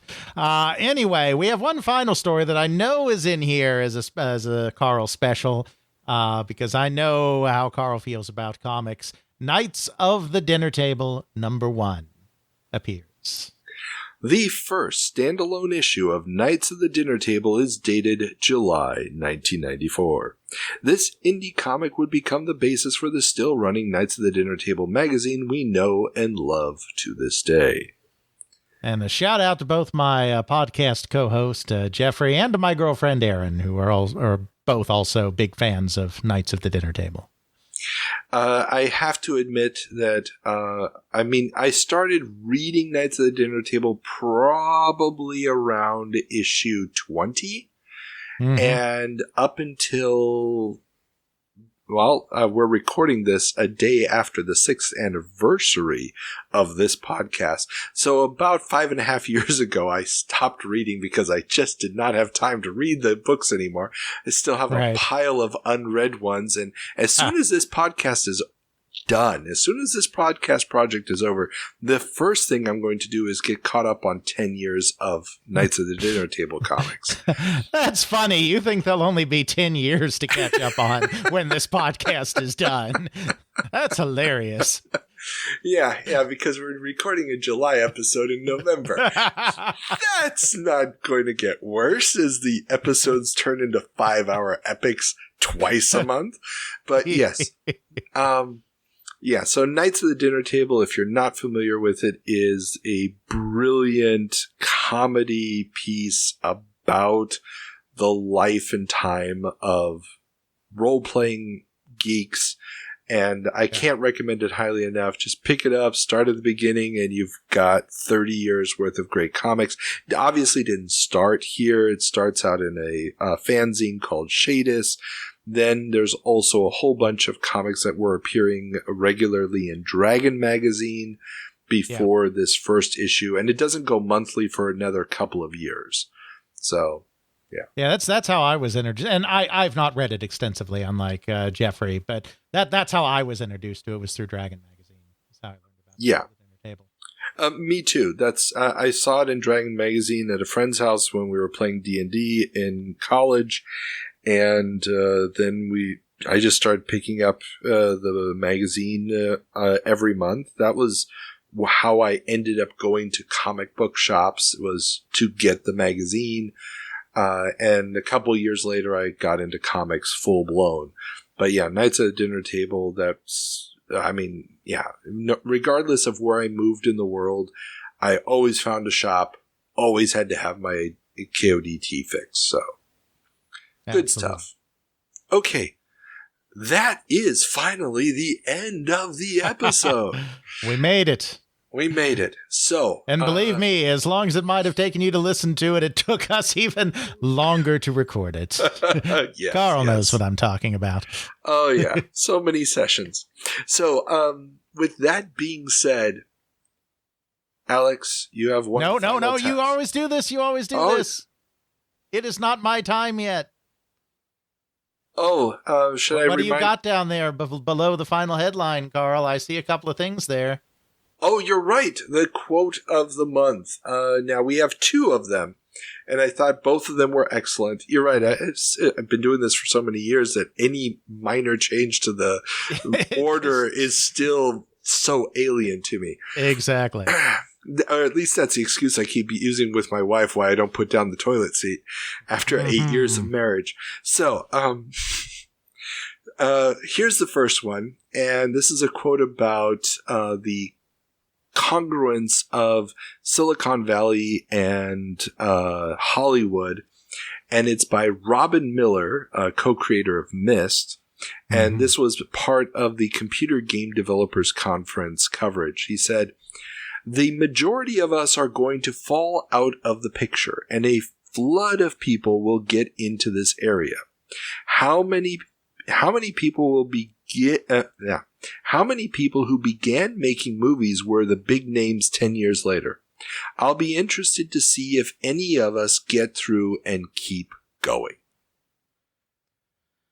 That's very interesting, and it's kind of true and not true at the same time, because he's right that a lot of the people that were established, like really established in 1994, are basically out of it within 20 years. The Richard Garriott's of the world. He's still there and he's crowdfunded things, but, it's really catering to a very niche, retro crowd. Of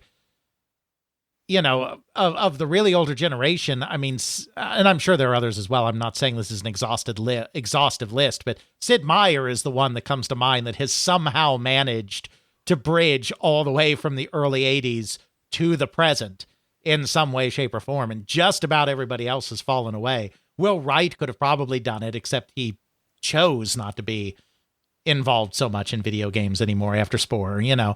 But at the same time, like, this is the exact period when the people that are about to dominate the next 10 years are getting their start. This is when John Romero is getting his start, and John Carmack is getting his start, and, you know, all of these other luminaries as well.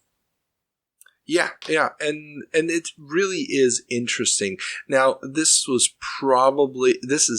feels more like he's referring to the FMV, to the CD-ROM type of thing, but at the same time, you know, it just felt more like, you know, all victory is fleeting, you know, and yet, didn't we just have the remastered Riven coming out from the Miller Brothers this very year? So this is true.